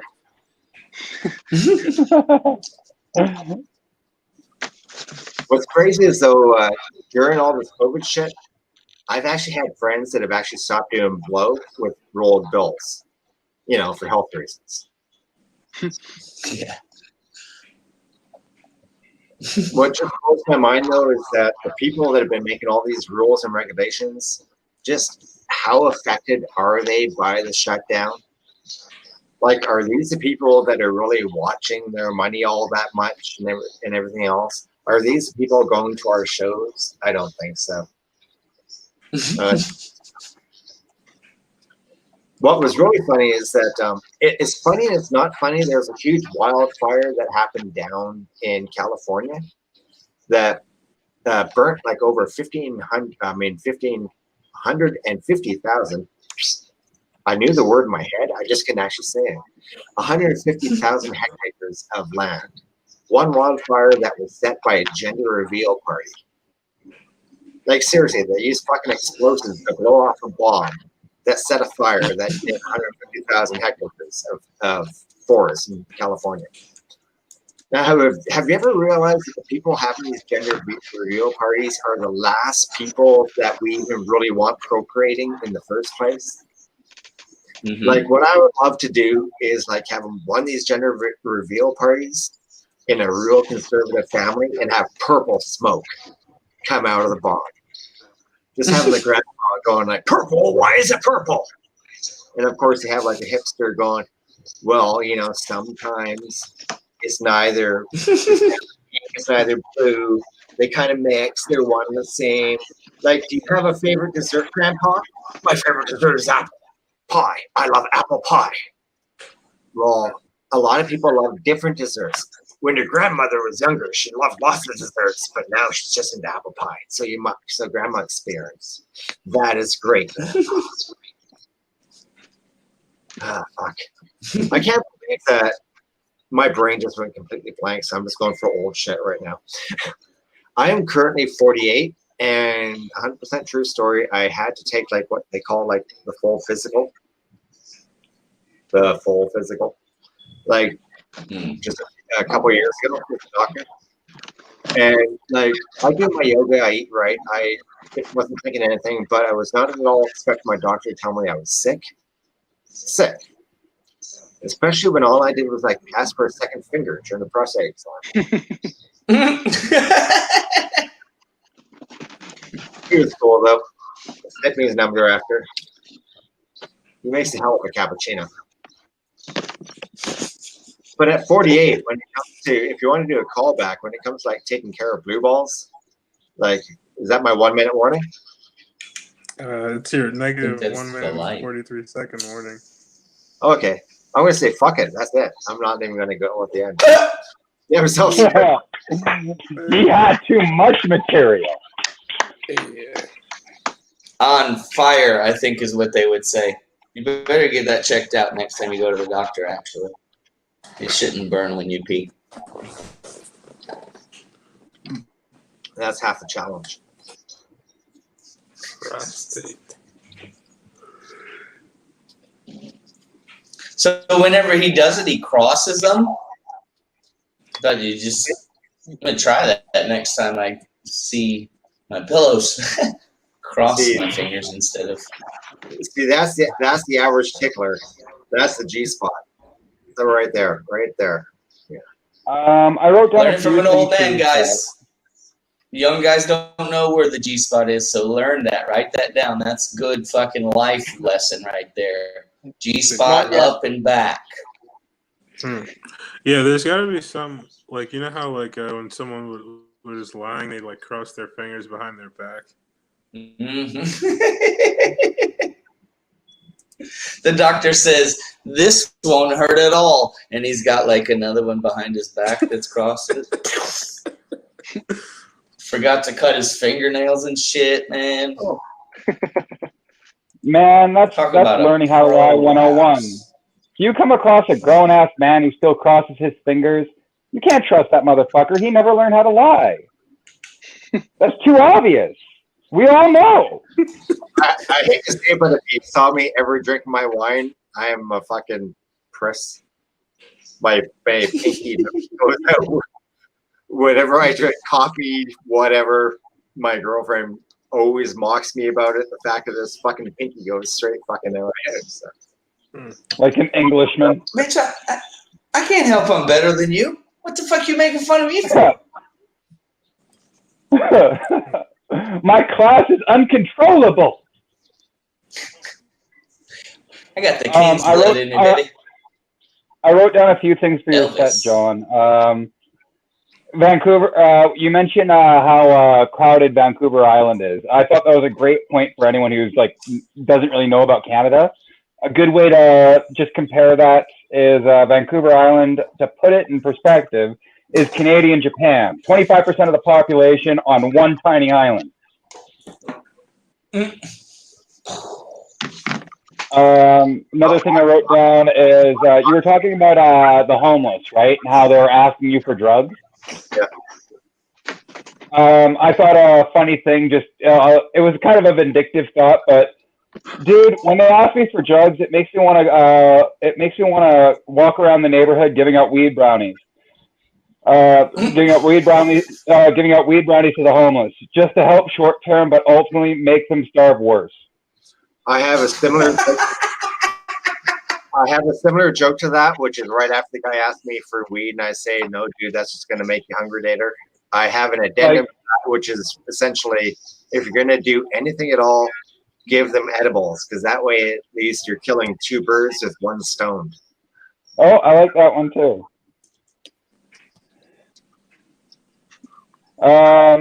Then you had this bit about your father, like being an absentee father, and that got me thinking. So you can have this if you want. My father must have been a great man. He chose to emulate God by never being here, or by never being there and abandoning his children when they needed him most. To top it all off, years later, he called and said, "But your faith in me and my return made you stronger." Nah, my attorney insisted that I need to track you down from the back pay on the child support. I can see a parallel thought to that going, as being something along the lines of, you've heard of me, but you've never actually seen my presence, or something along that. Exactly. Like, I feel like there's something there for an absentee father. That's good, yeah. Just like Jesus. Gone but not forgotten. So my father abandoning his children is just him trying to emulate God the best he can. I like it. And that could go back to the Omega thing before, with your 10-inch penis swinging. Whatever we said before, I don't remember. Oh, that was in the alphabet, but I think that was Brad. Yeah, okay, my bad. Sorry. I'm retarded. Yeah, you guys have any more feedback on this? No, I don't have Okay. that. Good I job. guess not. All right, Brad, you are up next. Let me know All before right. we start. Whew. All right. So now that I think we're all pretty close now, so I'm gonna share something pretty embarrassing that happened the other day. The other day I walked in on my roommate while I was masturbating. Ugh. Hate it when that happens. But I'll tell you this. My mom hates it when I call her my roommate. I'll tell you that much for free. You know, people always say you should never date your best friend. Never. Like, yeah, Why would I date my mom? Classic. Classic 2 mom jokes right off the bat. Let's go. Let's keep going. I am dating a girl. I've been dating the same girl for 5 years. She's half Filipino and half Chinese. I know I'm one of those white people like, I fucking got one. I did it. But when you date someone for so long, you have to find new ways to entertain yourself. So naturally, I bought myself an Xbox so I could play NBA 2K. And my girlfriend bought herself a vibrator. And you might think, man, those are 2 very different things. Hey, at the end of the day, we both think about LeBron James. So,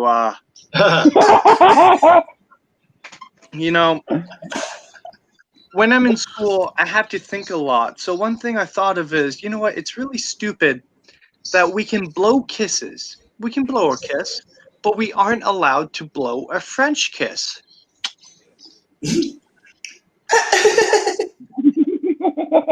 That one's just weird, if anything. But now I used to be an altar boy. And you know what? I was never molested. Never molested. Like, was it something I said or did? They never molested me. I don't know what I did wrong, but recently my grandma, she just passed away, and we had her cremated, or as my German family calls it, tradition. So that's one of the new ones. You guys got to hear it. Now, me and my girlfriend, we recently went to New York City, and we're walking down Chinatown Street because I wanted her to remind herself about where she came from. And she looks at me, and she noticed that everyone was coming up to here. I was like the tallest guy on the street. And she goes, "Do you think Godzilla was just a normal-sized lizard?" People in Japan were like, "It's Godzilla!" It's like, whoa, settle down, buddy. That's an iguana, okay? That's another one. All right. Oh, yes. So I hate watching. I'm sure all you know. I hate talking about porn, but there's a certain porn out there that kind of really bugs me. It's called like the step porn, stepmom, stepbrother, stepsister. It really bugs me. So what I do is I mute it just so I can really imagine that they're actually related. You know what I mean?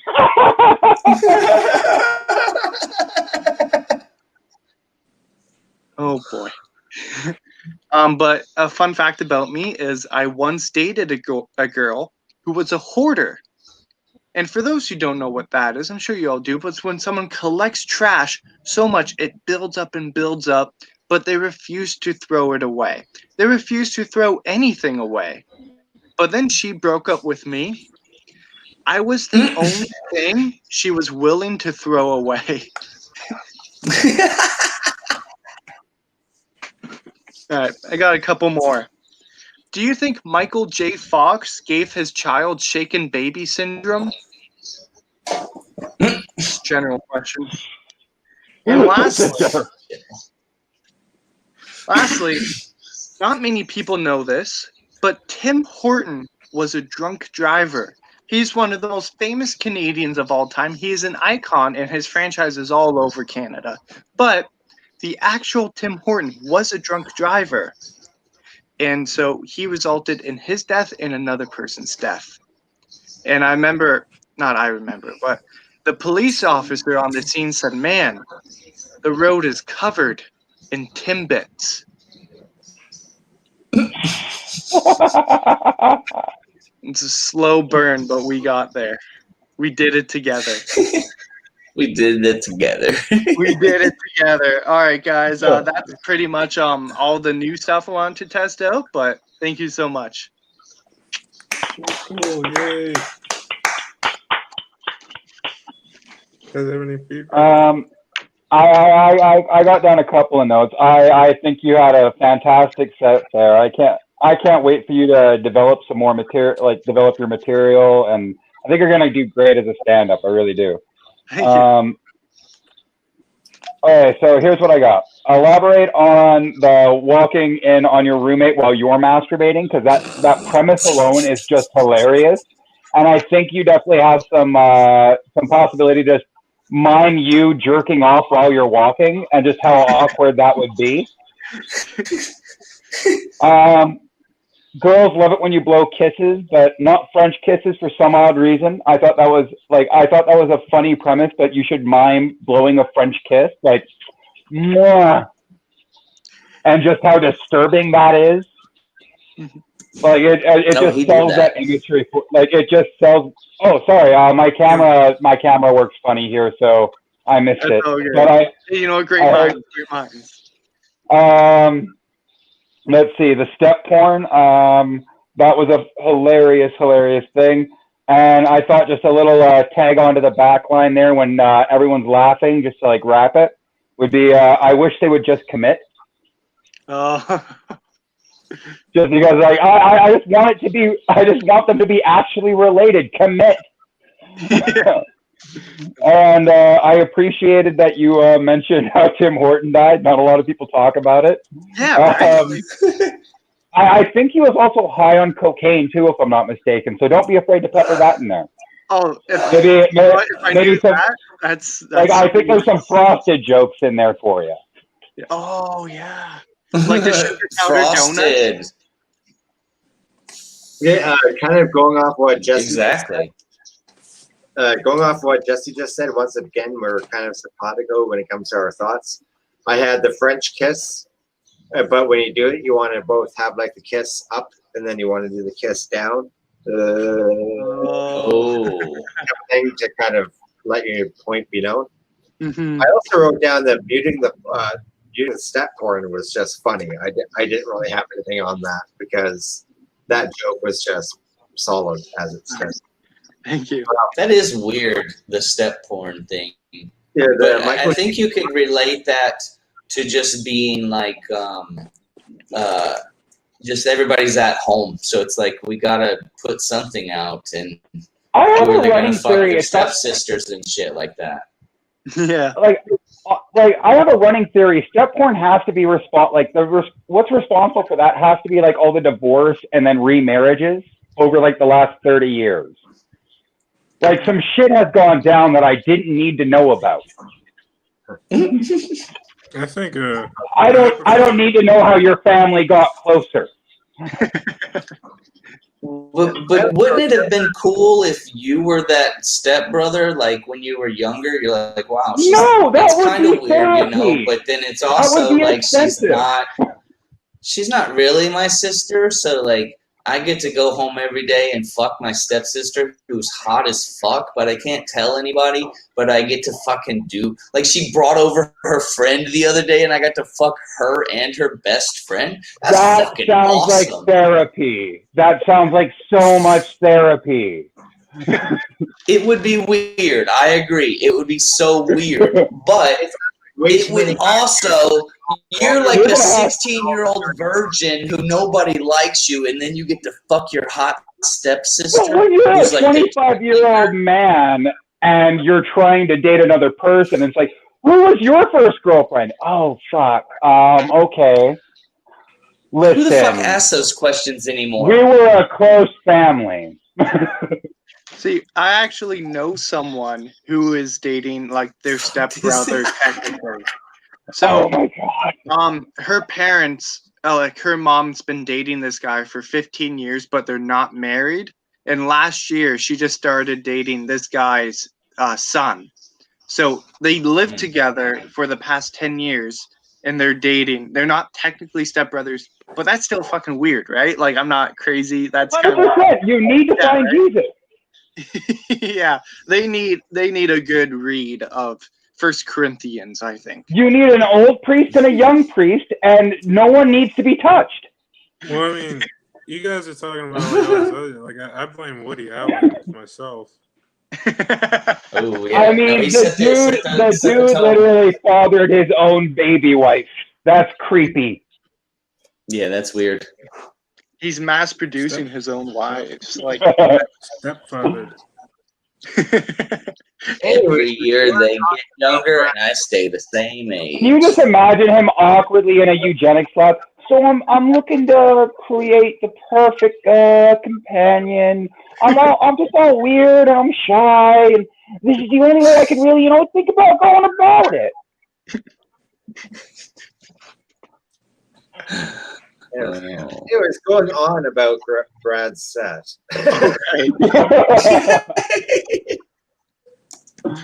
You had made a joke about Michael J. Fox and shaken baby syndrome. That was just a funny fucking joke. That was awesome. That's good. No, that's good. And obviously, we know that Michael J. Fox also make a hell of martini. that's great. But also, he would probably spill a lot of martini as well. Like, you'd have to have like a special Michael J. Fox martini glass with a lid on it. Well, like it's such a small drink. Like there's not a lot to the martini. So I say he just starts with a gallon, and then I'm sure he'll get at least a cup. Right? I feel like that's a street joke. How does Michael J. Fox take his martini? Shaken, not stirred. I feel like that's a street joke. Well, I mean, I think he'd get to the table, and the only thing in the cup is an olive. It's like, oh, here's your olive, sir. Good day. You did the joke about how Tim Horton died. Mm-hmm. And what a lot of people don't know is that his blood alcohol level was like 2.8 or something like that. So he was more than twice the legal limit. Holy shit. Like a true Canuck, god damn it. I didn't know Tim Horton was real. Twice the legal limit. The moral of the story is he went hard. Yeah. Oh, I didn't even know he was real. Just naming restaurants after I didn't even know he was real. I thought he was like Colonel Sanders or something. This is like finding out. Colonel Sanders was a real person, just like Wynja and Ronald McDonald. Okay, let's put the show on pause. How many people do you think aren't real? Tim Hortons was a real guy. He played as an NHL hockey player. He was a member of the Buffalo Sabres. And he eventually went on to form the Tim Hortons coffee chain after retirement. Mm-hmm. But as I said, he was twice the legal limit and killed 2 people. He was the original double-double. Oh.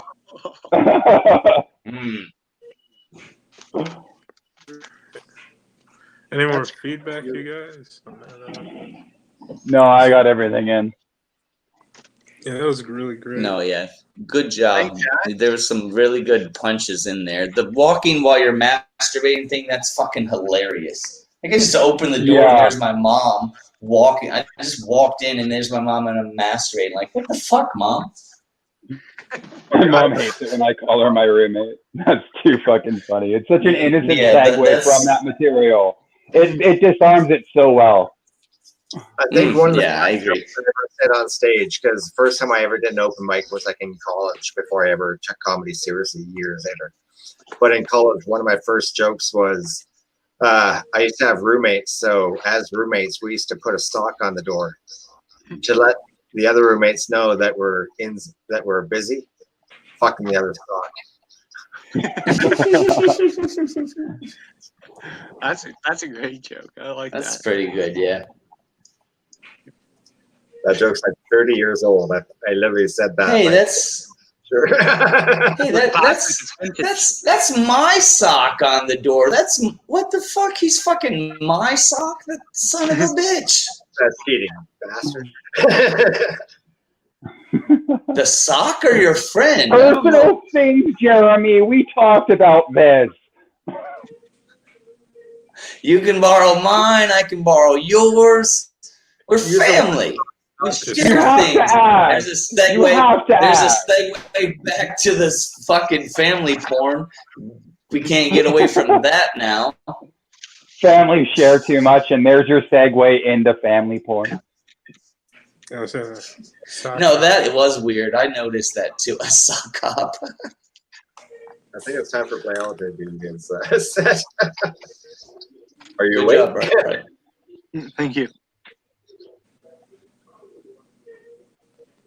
Okay, Jesse, you're up next. You look like you're about ready. So let me know I when you're ready am. to begin. I'm ready to begin. Let's start the clock. So, off the table, I should never have kids. Don't get it confused. I wouldn't touch them or nothing. I'm just terrible at taking care of myself. It's a as if I woke up today and, this looks good. Like, look at these pants. These are stretchy pants. I made that a conscious choice. I left the house like that. Kids would be much more difficult than just getting out of bed in the morning. And to be quite honest, I fucking hate doing that. Barely even manageable on a good day. So, no, kids are out of my wheelhouse. Although, let's be honest, perfect day is naked blanket fort on a Monday, while boss totally buys that sick voice that you laid on like Meryl fucking Streep because she deserves an Oscar for being able to play anything such as Tiny Tim in The Christmas Carol. In my defense, I have been self-isolating for a little while and live alone and I've come to realize just how much I appreciate how terrible this must have been if you had to do it with anyone else. Like, one other person in the room would have been terrible. I'm so thankful. Seriously, anyone watching this who had to be quarantined with a boyfriend, girlfriend, wife, husband, aunt, uncle, or in some cases victims, need more sympathy. Or they need to have more sympathy for single parents. Seriously, they have it the worst out of all of this. Being trapped in a home, trying to do some call center work because she had to find something remote because one of her children had a sore throat on a Tuesday and killed grandma while she was babysitting by next Thursday. Don't be sad. Just imagine her grandma. She lived a very fulfilled life with a ton of money left over for her single daughter and her murderous grandchildren, who will surely grow into strong and ruthless warlords in the ruins of whatever society we leave behind in the next 25 years. I personally keep my fingers crossed for Mad Max. Been practicing my electric guitar while strapped to various moving objects. They hated that anti-mask protest, because more the mask than the flamethrower, oddly enough. Oh, sorry. My computer went all crazy on me for a second. All right, there we go. Sorry about that, folks. I feel like I'm asking too much, though. It's obviously going more Lord of the Flies than anything else. Lord of the Flies is a book written by someone a long time ago in which children are stranded after a plane crash. It's terrible and carnage is everywhere, but 30 or so kids survive, and not one adult. Three of these characters decide that they're, going to take a little bit of charge. One decides to find a cog shell and because it sounds awesome and they're 12, that becomes a beacon. Another little fucking narc kid, there's always one in the fucking group, just this little narc nerdy kid. He decides how he's going to spend his adult-free fucking time on the island is he's going to rally up all the other kids, take a tally of, what's your name, where are you from? And to really hammer home how much of a fucking narc this kid is, everyone, including his only two friends on the island, decide to call his ass Piggy. Think about that. It's going to come in handy later. Now, because as I said, his name is Piggy, so the foreshadowing isn't going so well for him. Some other kids go hunting, but can't handle their shit because they're from single-parent homes, so they're all fucked up without Ritalin. So the other 27 kids go entirely mental after a pig just generally being, after killing, the other 27 kids go entirely mental after just killing a pig because, as I said, no Ritalin, and just being total monsters, because they're kids. Anyways, other 27 just went to murder the three protagonists because Piggy, being a narc and all, is like, hey guys, don't kill the pig because bacon isn't worth it, bros. And you shouldn't take bacon off the menu in emergency situations. Just don't do that. So the other 27 kids are understandably, because again, from single parent homes, all emotionally hard. And because they're really good at repression, they're going to hunt Piggy down for said bacon. Back on the topic. Piggy's only two friends on the island who, again, only call him Piggy the entire time, despite his name being Peter. Yes, they do name him in the novel, Peter. Try calling down the now frenzied group of prepubescent monsters, culminating in the tribe of kids figuring out how to construct and deploy a catapult, the most 12-year-old fucking move ever, and tragically strike Piggy in the head, killing him. This story, ladies and gentlemen, are us. It is us. We are acting like children, and some of us are trying to protect that narc fat kid, while the rest of us are just focused on not starving. And we are more than willing to turn that fat kid into bacon. Please check on your neighbors, support your local businesses, and for God's sake, do not build any catapults. The anti-mask rallies are killing more than enough already. Thank you and good night.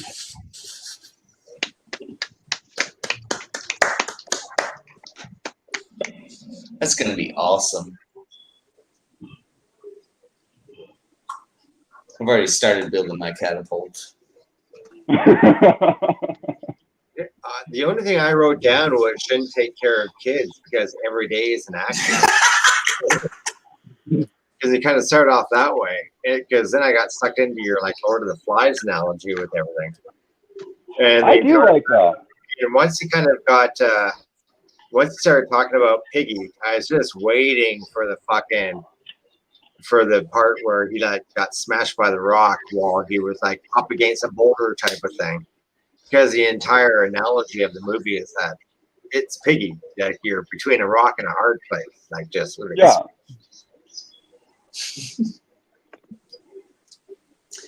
Squash. I haven't read that book since grade 7. Holy shit! Well, I thought that Lord of the Flies would just like originally it was written as a juxtaposition to society, and I found it ironic. And one of my buddies clued into it too. That literally we've kind of devolved into that. So I was just like, well, this piece is sort of writing itself.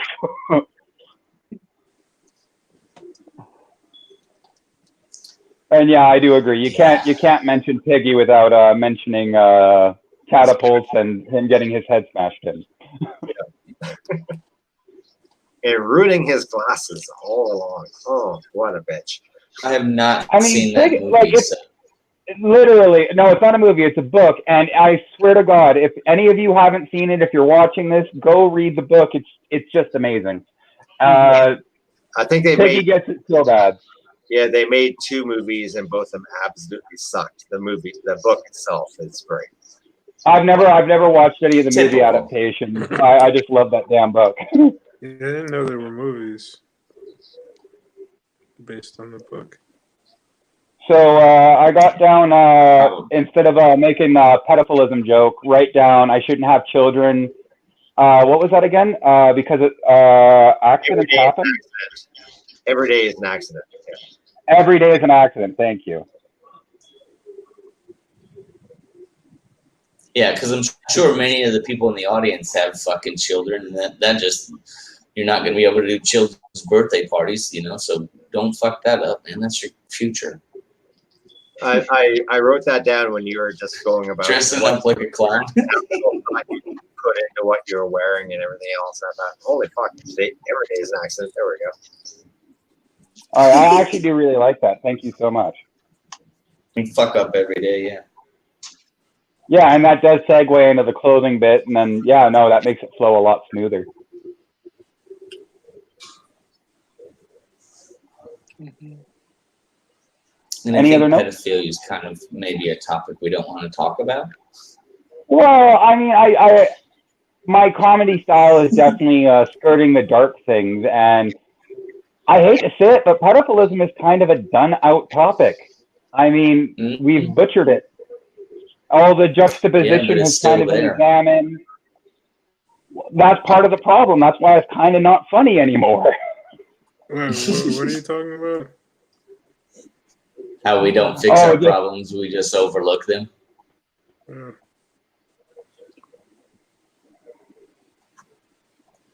And as a society. So anything outside of the fixing the pedophile joke into the accident joke, because I do really like that note.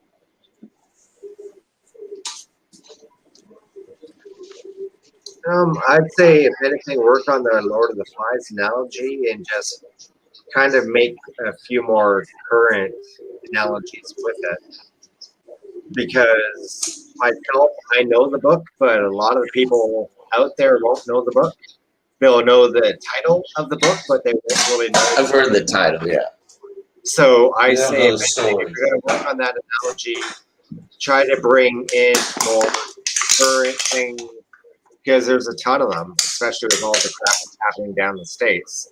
Now, should I keep the premise of it me explaining the book, but just more juxtaposition of the book versus current events?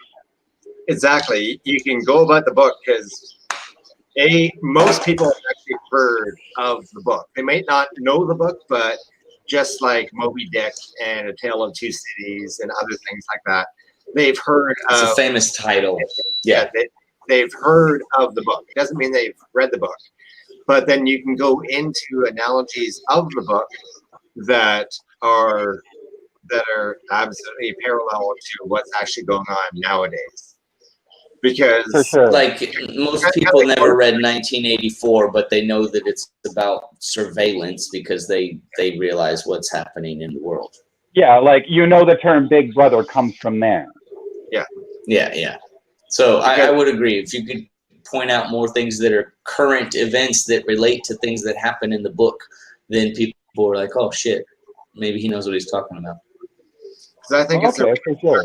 using that particular book because that's a great book to use, and there's a very small percentage of the actual audience that will know what you're talking about, and there's the greater part that will know of the book, and it's almost like you can make a fun type of parallel with different analogies. Yeah, and that's what I was aiming for in the first place. So I definitely feel like, okay, I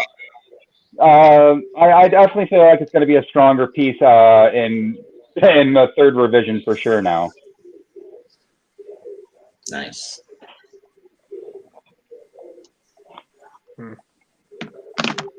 Yeah, because I do have to agree. Like, if I did make more comparisons, like for instance, when the children go to kill the first pig, I could maybe go into like police brutality and how that wasn't really addressed.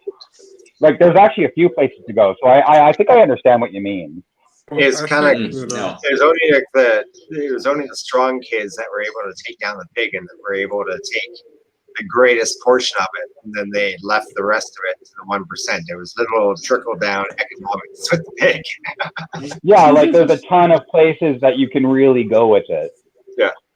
Thanks, Ronald Reagan, for the cocaine.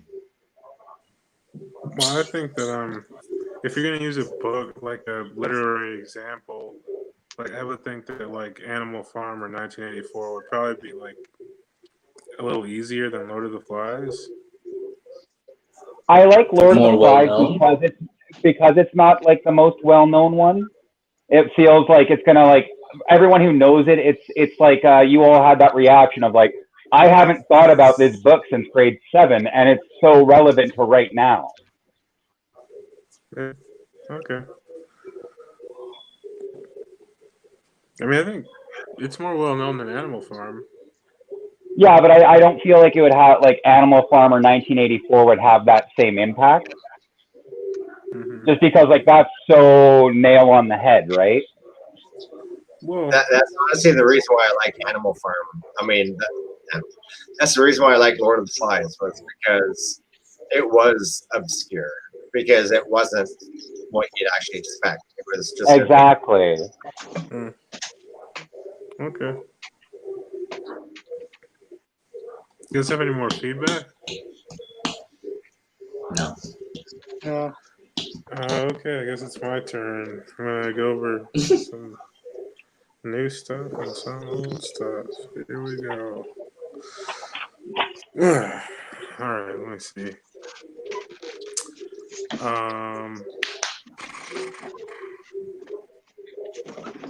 Okay.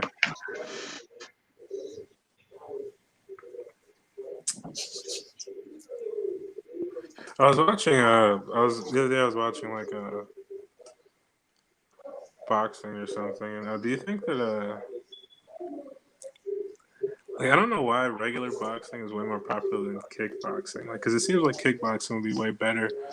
Do you think it's because kicks were invented like after punches? Probably like a few seconds after punches. Okay.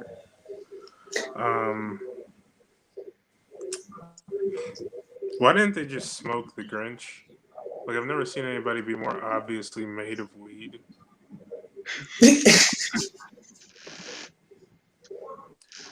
Pears are really disgusting. I don't like pears. The only way I would voluntarily eat a pear is if I threw it at somebody and it killed them. I needed to get rid of the evidence.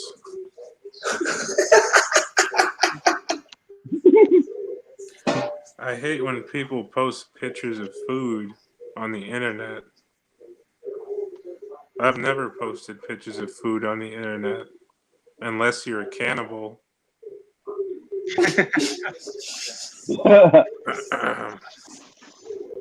You think the same people who tailgate you on the freeway are the people who haunt you as ghosts? Because it's pretty much the same thing.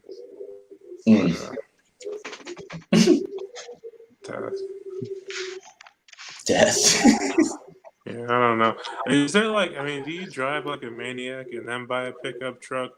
Or like, is there like on the assembly line at the factory, do they just have a wizard like fast driving spell, just like cursing every truck? Because I don't know if people know, but when you're rolling down the freeway, you're always a blink of an eye away from being an idiot flavored death pancake. I was on my way back from Ohio a few weeks ago, and I ran over a dead deer with my car. Like, I was just driving, and I see a trail of blood, and I was like, oh shit, I love blood. So I started following the trail, and all of a sudden, there was just a dead deer in the middle of the road. Blood is really cool though, but like I mostly like my own blood. And I'm not like a narcissist or anything. Like, I like all of your blood too. It's just I know where my blood has been, you know. Yeah. So anyway, there was like a trail of blood, and then there was a dead deer. And why are deer always in the road? Like, I don't understand why deer want to be in the road. Like, you think they see horses or something, and they're like, "Oh shit, we could do that." And they're like, "Hey, humans, ride us!" And all of a sudden, they're like rolling over a car. I don't know. Roads suck. But then someone Just told trying to me be about friendly. the Rhode Island, and I was like, "Wow, that sounds like a really dangerous place. Like a whole island made of just roads. Like you just like walk out of your house, and all of a sudden you get run over." And they were like, no, it's the you know the place in between the lanes with like the grass and shit. And I was like, oh, okay, that makes way more sense.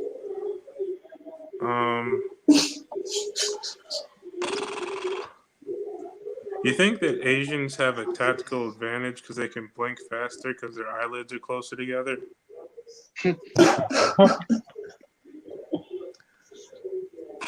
Yes. Why is it Hispanic and not Hispanic? Ooh. All right, I'm done. All right, that's it. I'm not doing anything else.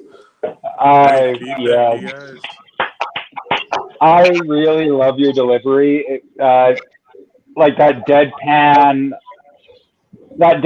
curiosity. It's fucking amazing. I love it every time. Oh, the secret is exhaustion. Honestly, one of the very first jokes you said, when you said it, I heard it almost like in a Norm Macdonald type of voice, because you said kickboxing, because you were talking all about kickboxing at the very beginning. What came first, like punching or kicking? And I wrote I can down, hear it now that you said it. is cool because it has the sweet science of boxing with kicking type of thing. Like I just heard it. Yeah, but it's got boxing, but it's also got kicking. I made a note about the boxing thing. Only reason boxing is so popular is because Americans can't kick, and it's embarrassing.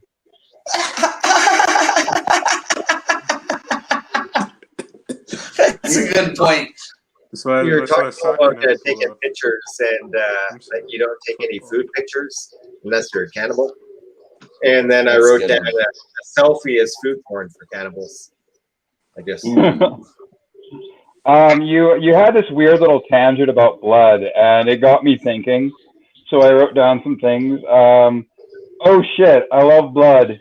Makes it easier to fuck the girlfriend. No excuse. No excuse. Once a month. It's kind of my treat. And then vampires are weird. Is period blood an aphrodisiac for them? Ooh. You're also talking about like vehicle ownership and like trying to get one type of thing. And I wrote down, "Are you a douche? Here's your Dodge Ram." Is your name Chad? And I also wrote down deer are car magnets. I don't know why I wrote that down, but I wrote down deer are car magnets. Good job. Cool. Any DR more feedback? card you magnets. guys? That's all I had. No. I thought it was good. Sweet, sweet. Awesome. So I guess that brings us to the end of another thrilling installment of the workshop. This is the part where if you have any like social media you'd like to plug, or like if you have like, I don't know, podcasts you're working on, or if you want to, talk about the Zionist conspiracy going on. This is where you do it. Jeremy, you're up first. You have anything? I'm in a show next month in Vietnam. If you guys can come to that, that would be pretty awesome. I'm also going to be reading a script in a silent production video from my friend, so I get paid for that as well. So that's cool. You can follow me on Twitter at those letters that are by my name right there. I'm not going to say them, but nobody ever follows them anyway, so don't fucking worry about it. No, I've got nothing. All right, John. I produce shows on the west coast of Canada, all over Vancouver Island, Lower Mainland when I can, and the Gulf Islands. So you can catch me on Facebook at John Tate Comedy, or if you want to take a look at my Twitter, which is right there, it's Comedy Tate. And Not although Tate, but right Tate. now, although we're in lockdown right now, once shows are up and running again, we are going to be bringing in people. And I do pay comedians, so I'm a good guy to have. Well, we fucked up our interview, guys. All right. Brad, you have anything? Social media, anti-Semitic rants? I was not yet, but I was. Oh no, I'm in Toronto, so Ontario just went to full lockdown. I was producing a show at the Yuck Yucks there, but it's done now. So it was a good, 2-week run of that. If you want to follow me on Instagram, keep in touch. Send me some DMs. It's Bradley Martin 40, just Bradley Martin 40. It's whatever. I got nothing. Just trying to do Zoom shows now, I guess, because that's all I got. So yeah, but thanks for having me. I loved it. It's good stuff. Yeah. Thanks for coming through, man. All right. Last but not least, Jesse. You guys can find me on YouTube at Everybody Laughs. There I do my stand-up comedy and some sketch work. I'm looking to really expand on the sketch work, so if you're looking to collaborate or act, please get a hold of me. You can also follow me at Everybody Laughs Productions on Facebook. And I really look forward to producing more content and getting out there more. Cool. Well,